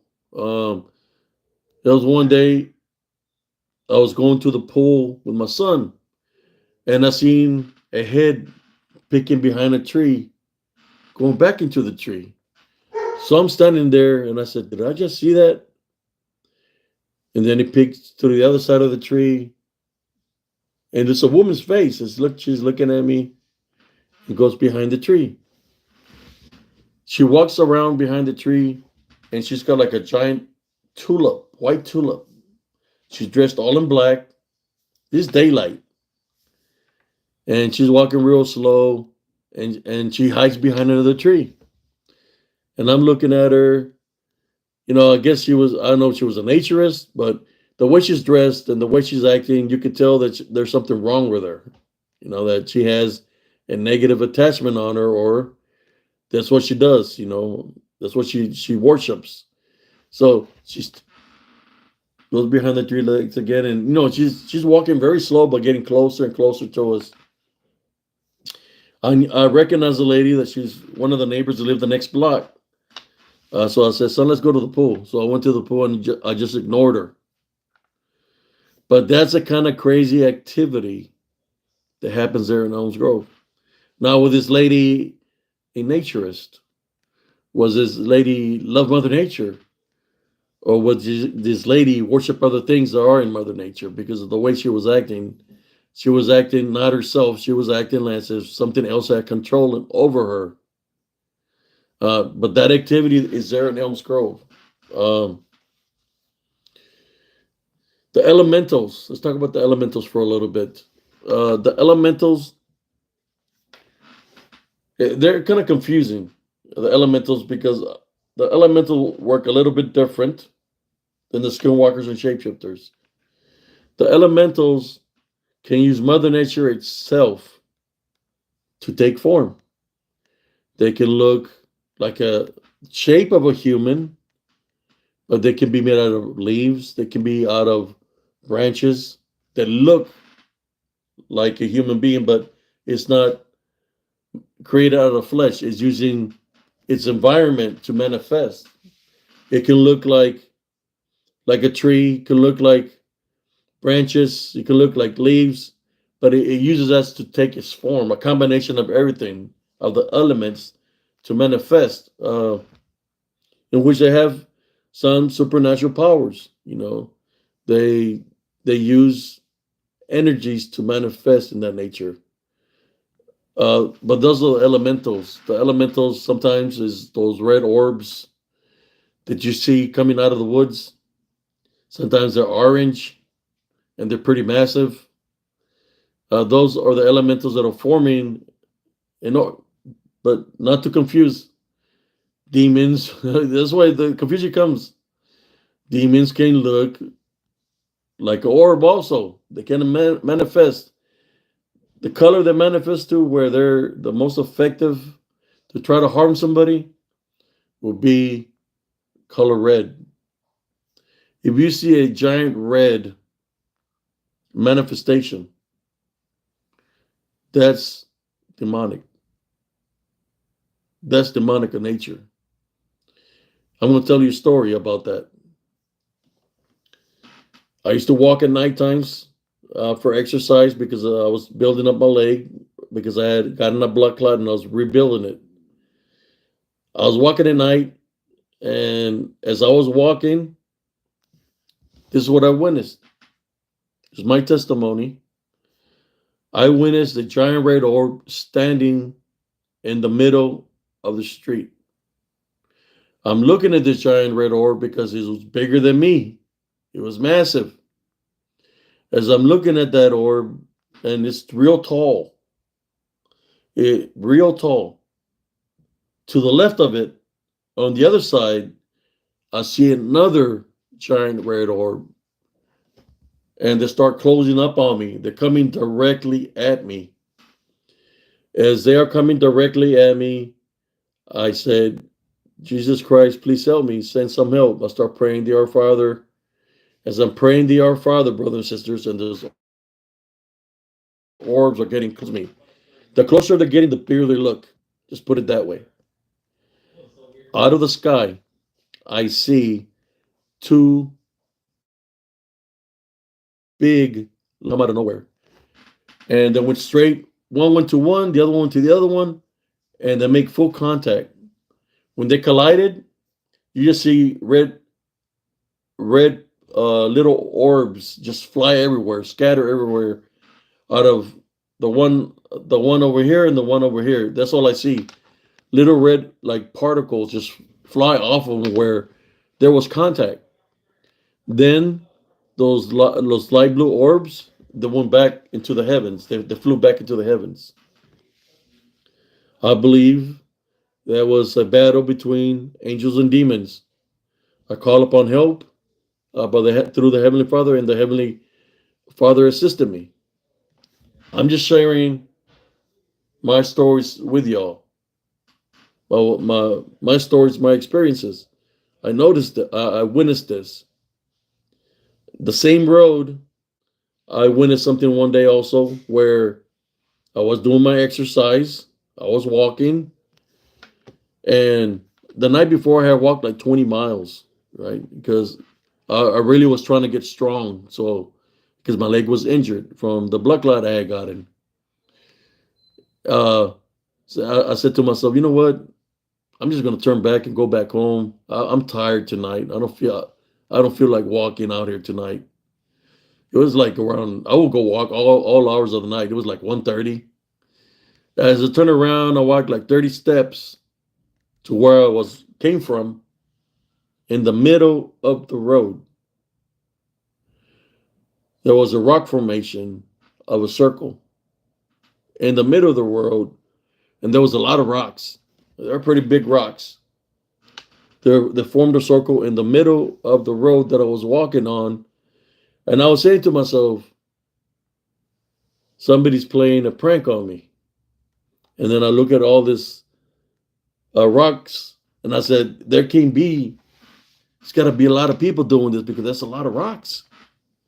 So I go around the rocks. I do not go through the middle of the circle because I didn't feel right. So I go and hey, is anybody out here? If y'all here, you better come out and show me who you are. Why y'all messing with me? I hear nothing. Crickets. I don't hear no movement or nothing. I just look at the rocks and I said, I just walked away. I walked away and I'm thinking it was my nephews. So I cut through the park to get there faster to the house. When I got to the house, all my nephews were asleep. So it's kind of like whatever left those rocks, was sending me a message. The rock formation dealing with natives. They use, in the sense of way, the rock formation. Shamans used to use the rock formation. They would place rocks in a circle, normally when somebody was sick and when somebody was dying. They would place a person that was ill or fixing a crossover in the middle of the rock formation circle, and the shaman would dress in his gear. If y'all notice some of the gear the shamans used to use to wear, when we talk about wendigos, when we talk about uh, the dogmen or shapeshifters, they will use different animal faces, masks. You've seen sometimes where they're dressed, they look like a buffalo. Sometimes they look like a face like it looks like a deer. Sometimes they have a face that looks like a wolf. So what are they when they're dressed that way, what are they really trying to say? Are they really trying to say that they're calling upon these beings that they probably witnessed that manifested to like this, and they think by doing that it's some kind of power, right? It's in order for us to fight the fear, we have to go into the fear or to the where the people are dying. We have to look scary, like what we seen that's from that side or from that realm, which is something demonic in nature. So they were dressed that way. Some people say, "Oh, they're just part of their costume or whatever." Well, this one of the reasons the circles were formed. When somebody was sick, they wanted you to go into the middle of the circle. So when they prayed for you, either you're going to get sick. Either you're going to heal, or you're going to pass away and cross over. Well, to me, it's like I felt that at that time that maybe it was the spirits of some kind of shaman or some natives that were letting me know you're sick and get into the circle, right? Then there's another way. It's a circle, but it's not a circle of rocks. It's a circle where they hold hands. And the only time they will hold hands, at one point in time here in Central Texas, there was a certain natives or cannibals, and they were killing people from different tribes, Comanche, Cherokee, Apache. They were killing everybody through cannibalism. So they gather up together and they came to Central Texas and started killing all the families of this. They're called the Tawankans, I believe, or yeah, Tawanka or Tankawa natives that were cannibalistic, and the families, instead of being killed by their enemies or by the people that they made enemies for what they would do, they would grab the family, they would hold hands and form a circle. The head of the household, which was a father, will cut the wrist of each family member, and as they hold hands, they died holding hands. So what will happen when the blood will go into the center of the circle because it's spilled blood? They say when the sun will rise, and so we're talking about elementals, demonic forces also.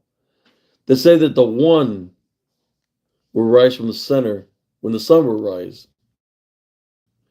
Sun, it was like a demigod slash demon. They had, because it was called upon by the blood sacrifice, that he had the abilities to use Mother Nature itself to manifest, to avenge, or not to avenge, but to curse the land because of that spilled blood, or should I say, the ritual they did. So, in saying that, when people see these shadow figures running around, causing chaos, running around and coming in numbers, is that part of that ritual that when the sun rises, the one come out, and the one being that will come out was the dark being, like a shadow form, but he had capabilities to manifest and change form through the elements, through Mother Nature itself. Just another story for y'all of what I learned when I was doing some. When I was going through what I went through in Elms Grove, I did a lot of. I went to go try to find answers, and I went to the public library trying to find answers, or if I can find anything history of the area where I lived, or anything that happened. And that's one of the stories. This natives that were kind of ballistic that worked with the U.S. CAF when they were in horse regiments. So they were like the scouts for the calves. They knew where all the natives resided, and when they were hunting for somebody that was a killer or something, they would take those local natives that were cannibalistic. They would take them to where they lived. They would capture where they were looking for. The story of this, how I found this story was that one of the calf soldiers, I can't remember his name, but he was in those times of the horse regiments. After they captured a native, I believe they had captured a Cherokee, and he couldn't find them. So when he found them, he freaked out because when he found them, they were cannibalizing, eating that individual, that native. They had killed them and they were eating them. And that story was from a U.S. calf soldier that had written about it, of what he witnessed. Now, they're kind of ballistic. I'm just trying to give you different perspectives here. We know that Wendigos is about when they feed on the flesh, which is blood. So is it possible that these natives, after being cannibalistic, and maybe they knew the witchcraft and ogresy, they have the super combo, I'll say it like this, a super combo. They're shapeshifter, skinwalker, and wendigo because of the blood of the dead natives that they will eat, the flesh they will eat. So all that combined, if they're in spirit form, it's one dangerous skinwalker slash shapeshifter slash wendigo. and that one would have more capabilities than the rest. But this is the thought, right? Because I've seen what they can do.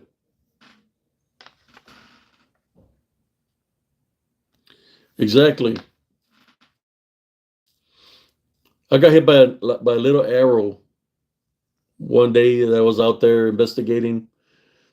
I was gonna go into the path, and I said, you know what? I'm just gonna go back. I was training my senses, and I feel something on my leg, like something hit me around the Achilles area. I got home and I made it home, and I'm sitting there, and my sister said, "You're bleeding."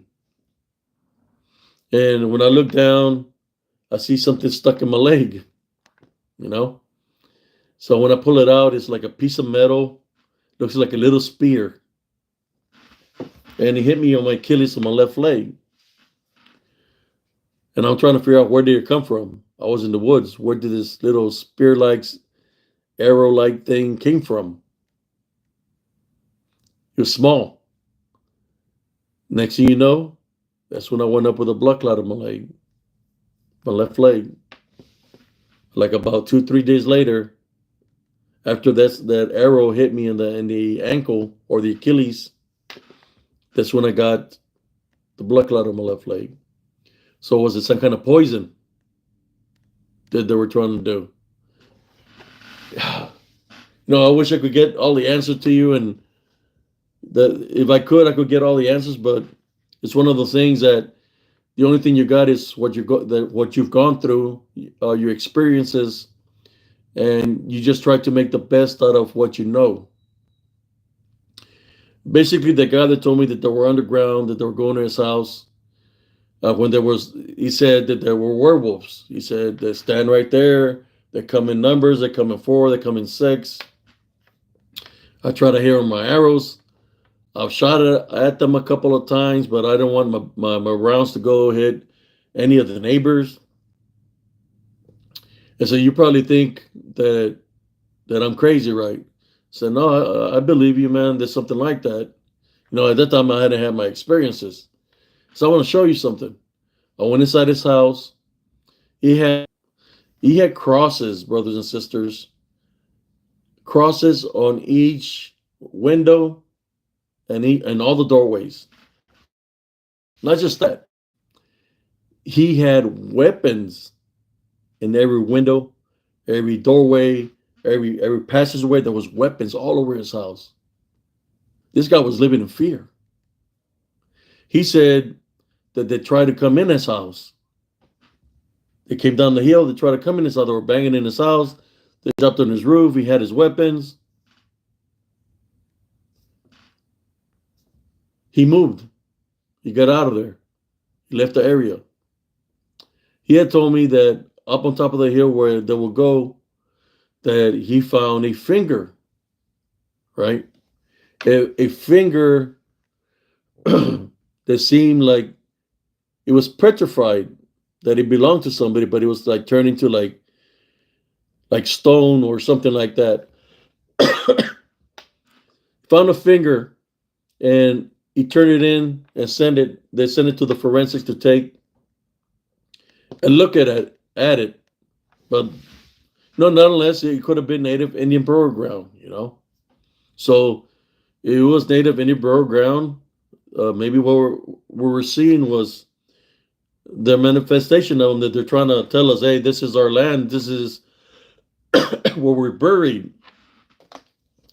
You're get off our land. This is where our graves are at.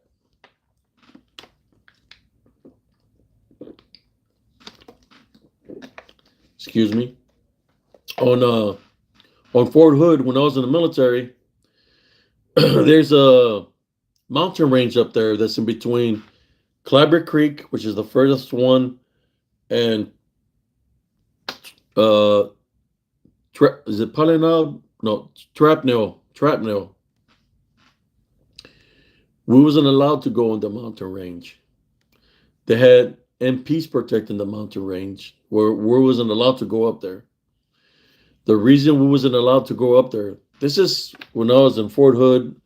I'm going to tell the year. This was like in I was in Fort Hood from 1991 all the way to 1999 before I left the military.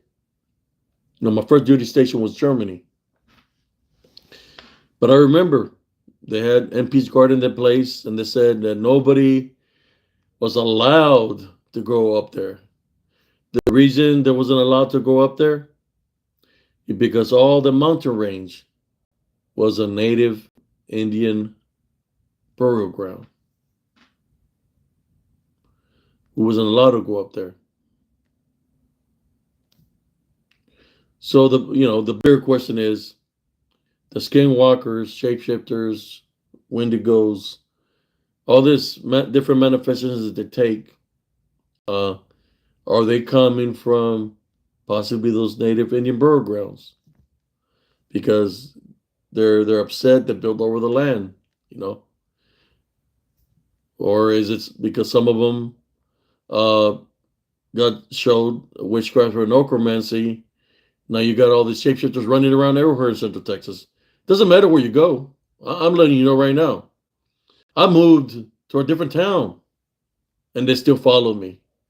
I moved to 1, 2, 3 different homes. I'm on my fourth home right now, but I ain't running. I ain't moving no more.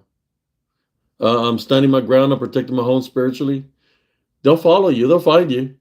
They're in spirit. They'll track you down. Just put it that way. That's why where I'm at, I go to a certain area where they surface up to show their presence to me, because they know I can see them. They know I can sense them. So they surface up. They let me know that they'll be talking different language. One of these days, I hope I can record. What I need to do is carry an EVP recorder with me. So if my phone gets interrupted by the DDN causing a disturbance, at least I'll have my EVP recorder to be able to capture how they sound around me. So y'all can, maybe I'll put it one day so y'all can hear. They had their masters, just like their masters of disguise, their masters of mimicking voices, man. I've heard them all. I've heard them from women to children, pig noises, deer noises with a snout, animal, cat, baby sounds. I've heard them all, where they surface up and they're causing all kinds of disturbance.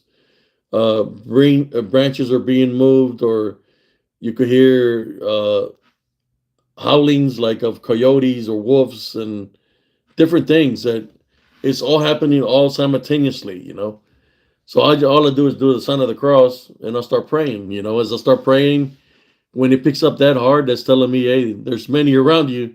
It's time for you to leave. For me to get out of there. So I start walking away, but I have to walk a good distance before I go into the main path to get out of the area.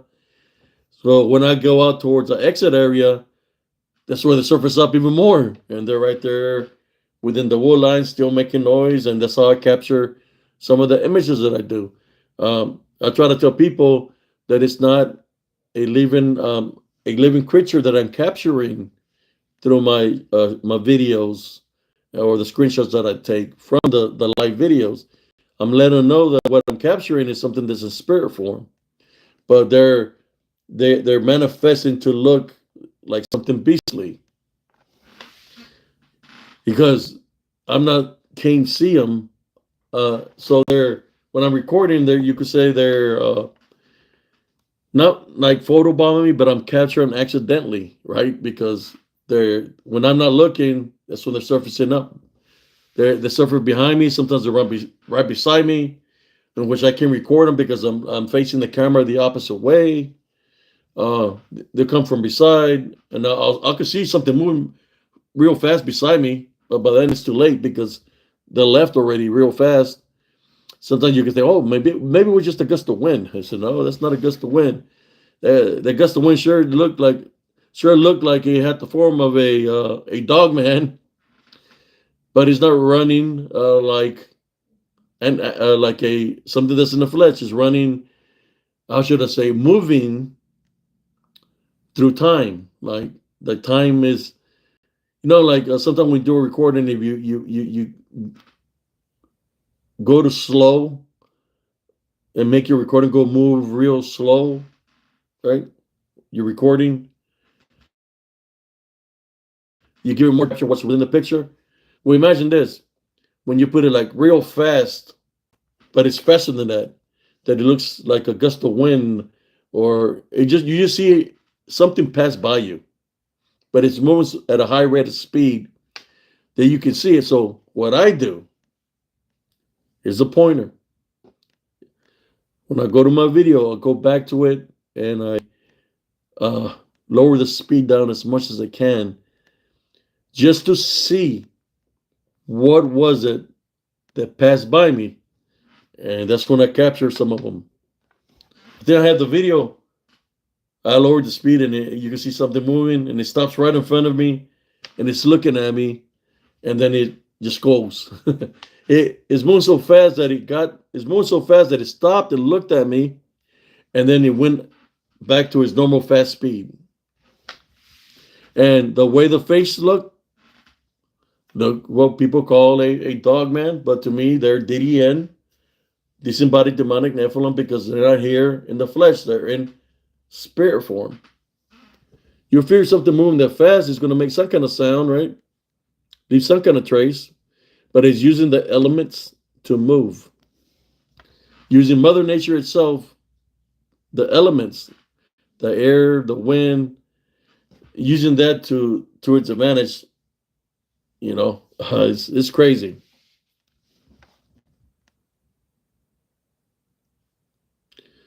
Amen, Brother Randy. Yeah, I place Jesus Christ first all the time. I haven't gone back out there in a while. I've been recuperating from an injury on my toe. When I went out, the last time I went out there, it's like they ambushed me, where my camera was messing up real bad, my recording, and I was going in and out. Every time I would lose connection, I would lose the viewers that I had. And when that would happen, they would surface up. And I would go into prayer, because I could hear all these different kinds of sounds around me, movement. And when the camera will come back, they will leave. And then when they would get interrupted, they will come again. And I will go into prayer, and I'll start saying, "Dear Father," I start talking about the rebuking in Jesus Christ's name. That's when I start getting out of the area. But when I was doing that, I felt something jumped on me on the back, and I felt so much weight on me, a lot of pressure on my toes. It felt like like they were trying to drop me, but I stood strong. And when I stood up strong, my toe got hurt. I was praying, time rebuking all the way out of the woods. Ever since that, it's been like 6 months ago when this happened. I say 5 months ago, and my toe's still injured. I went to the doctors that told me, "What'd you do?" This is what they asked me. He asked me, "Did you drop something on your toe?" I said, "No." And then they said, "Were you lifting heavy weight?" He said, "Because when I see your toe, it looks like you tried to burst from the inside out, like burst open, like you were lifting a lot of weight." That's what the doctor told me. So that's what the doctor told me. So if the doctor is telling me that there was a lot of weight on me, well, there you go. When they manifest, it was trying to drive me down and put a lot of weight on me. They can manifest to have weight on them. And my toe got injured, my left toe.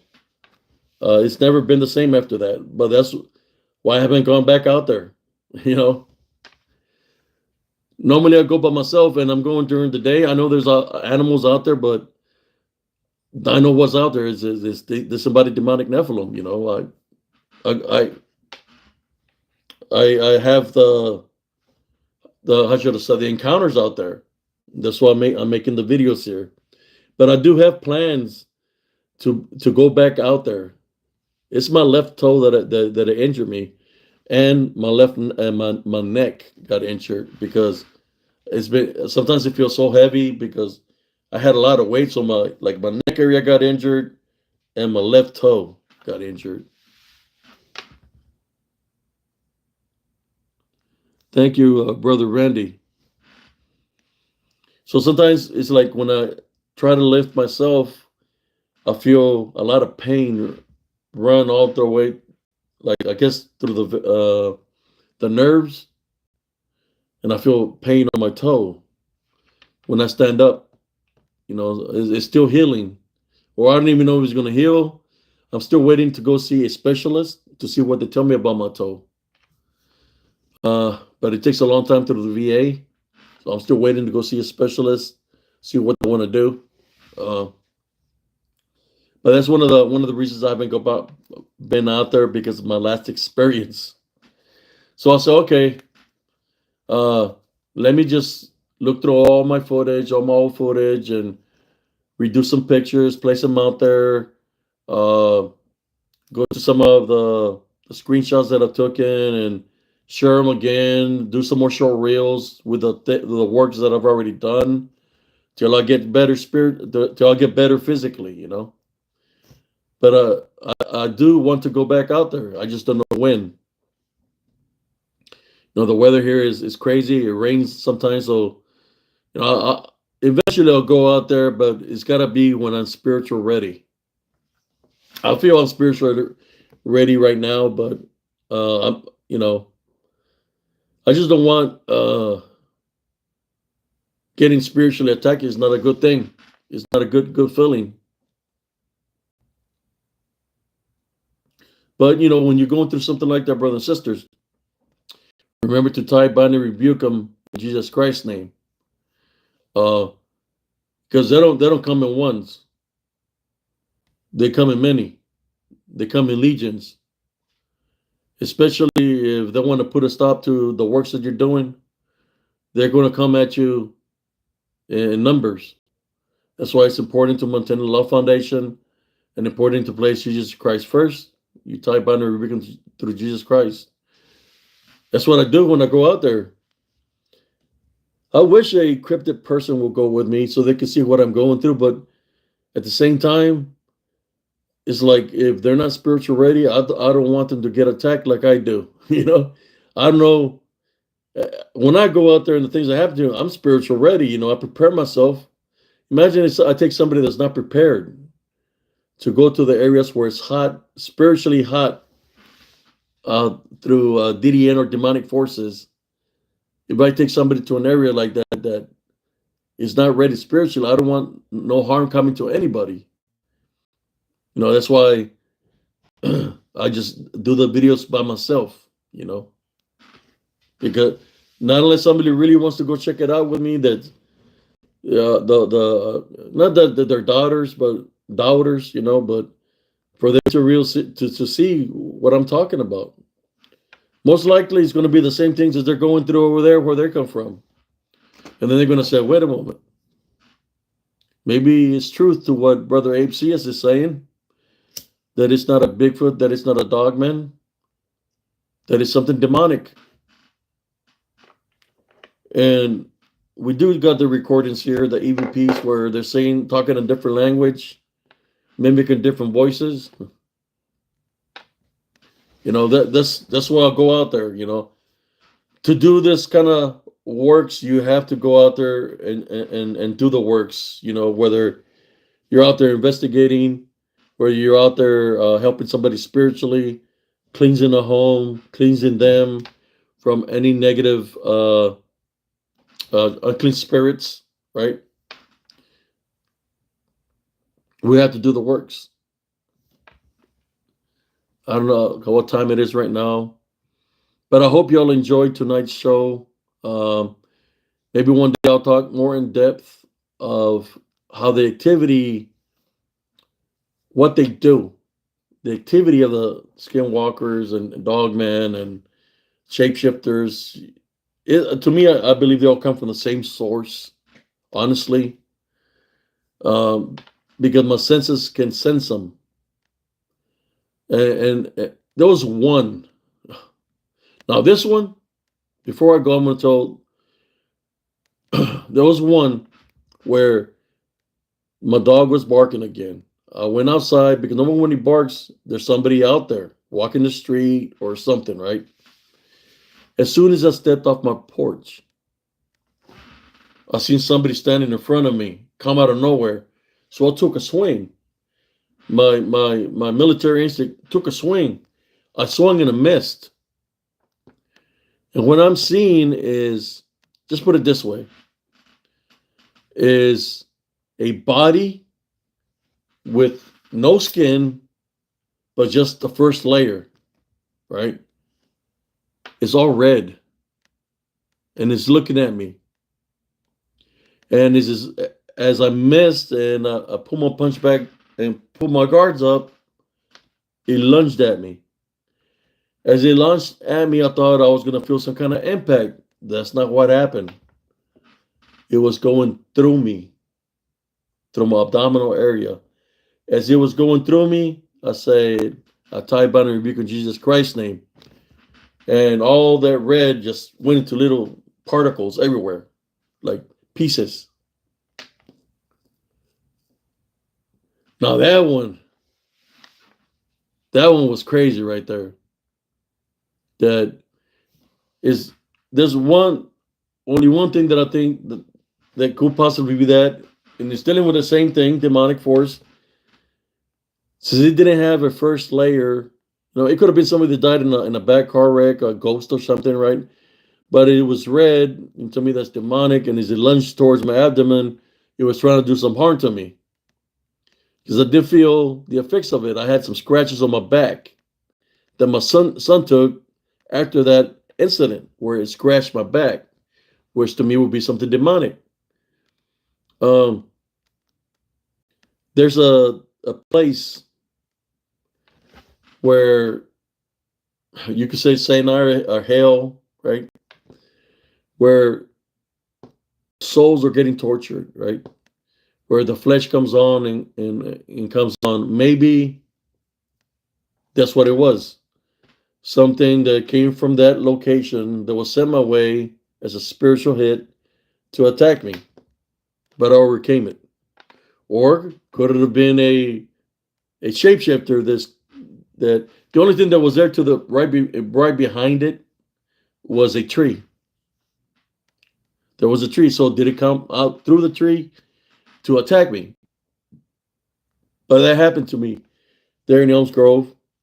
When I walked in, because it did go through me some. I felt very weak, very drained. I went to go sit down on the bed. My son at the time was like 6. And he said, "Dad, what happened to your back?" So I said, "What are you talking about, son?" And he took a picture, and I had scratches on my back. But yes, I've been through the spiritual battles, and brothers and sisters, I'm just trying to beef up. I should have said beef up this Skinwalker shapeshifters. Man, trying to share all these encounters as it happened to me there in Elms Grove.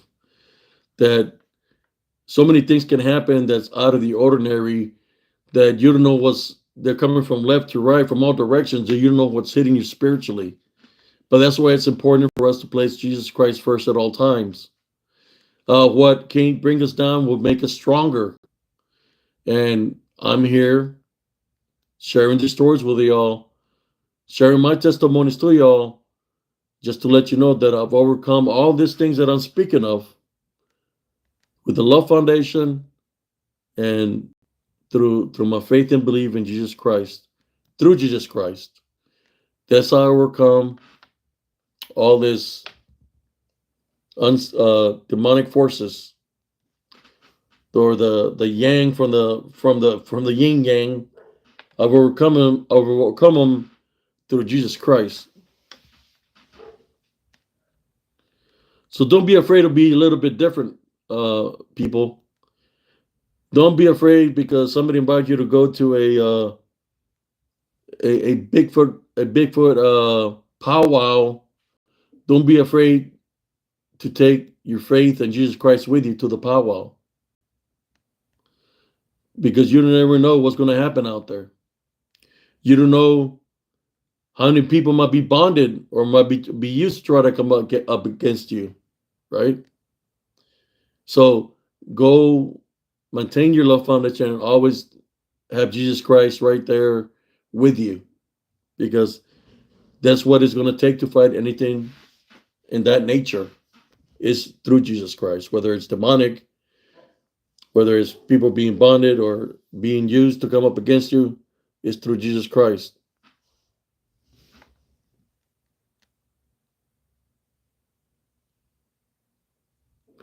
Thank you. I'm fixing to go right now. I just want to say thank you, brothers and sisters, for tuning in here to Spiritual and Cryptid Encounters. I hope you enjoyed tonight's live feed of Skinwalker shapeshifters. I'm trying to remember the other name of elementals. I want to say thank you all for whoever tuned in. I want to say a prayer before I go. Heavenly Father, at this time, I want to pray for all my brothers and sisters, for them to maintain their love foundation at all times, to forgive. I would like to pray for them to have a personal relationship with you, to grow stronger with you in faith and believe in you, Heavenly Father, and for you to protect my brothers and sisters. If there's any unclean spirits, any negative attachments that are affecting my brothers and sisters at this time, I would like to play heavenly spiritual crosses on everybody from head to toe. I would like to place heavenly spiritually crosses inside their homes and their doorways and their windows. And right now, we would like to take authority through Jesus Christ. We tie binary because through Jesus Christ, you're not allowed in our foundations in any kind of way, shape, or form. We take authority over you. Be gone through Jesus Christ. Amen. Thank you all. God bless you. Don't forget to tell your loved ones I love you. Remember this. Put it to the test. You can say, tie binary rebuke in Jesus Christ's name. You can say, I love you with true love. It's going to flee. You say, God bless you. But if it gets bad, you say, I tie binary rebuke in Jesus Christ's name. They will flee. You have a good night. Peace out, everybody. And thank you for tuning in. I really appreciate it. If you can hit the like button, that would be nice. If you want to send some friends over, that would be nice too. I'm trying to get to that 1,000 marker here on YouTube. Y'all have a blessed evening, and thank you. If there's any topics that you would like me to talk to you all about, you can send me a message through Messenger, or if you had any ideas that you want me to talk about certain things, certain events of something that you might be going through, we can do that. And if anybody ever wants to share their story with me, I can try to make it happen, that I can get you as a live guest, and we can talk about what you're going through, and to try to help you. You can share your story, and I can share you my wisdom and knowledge of how to be able to overcome what you're going through spiritually. Thank you all. God bless you and your families, and peace out, everybody.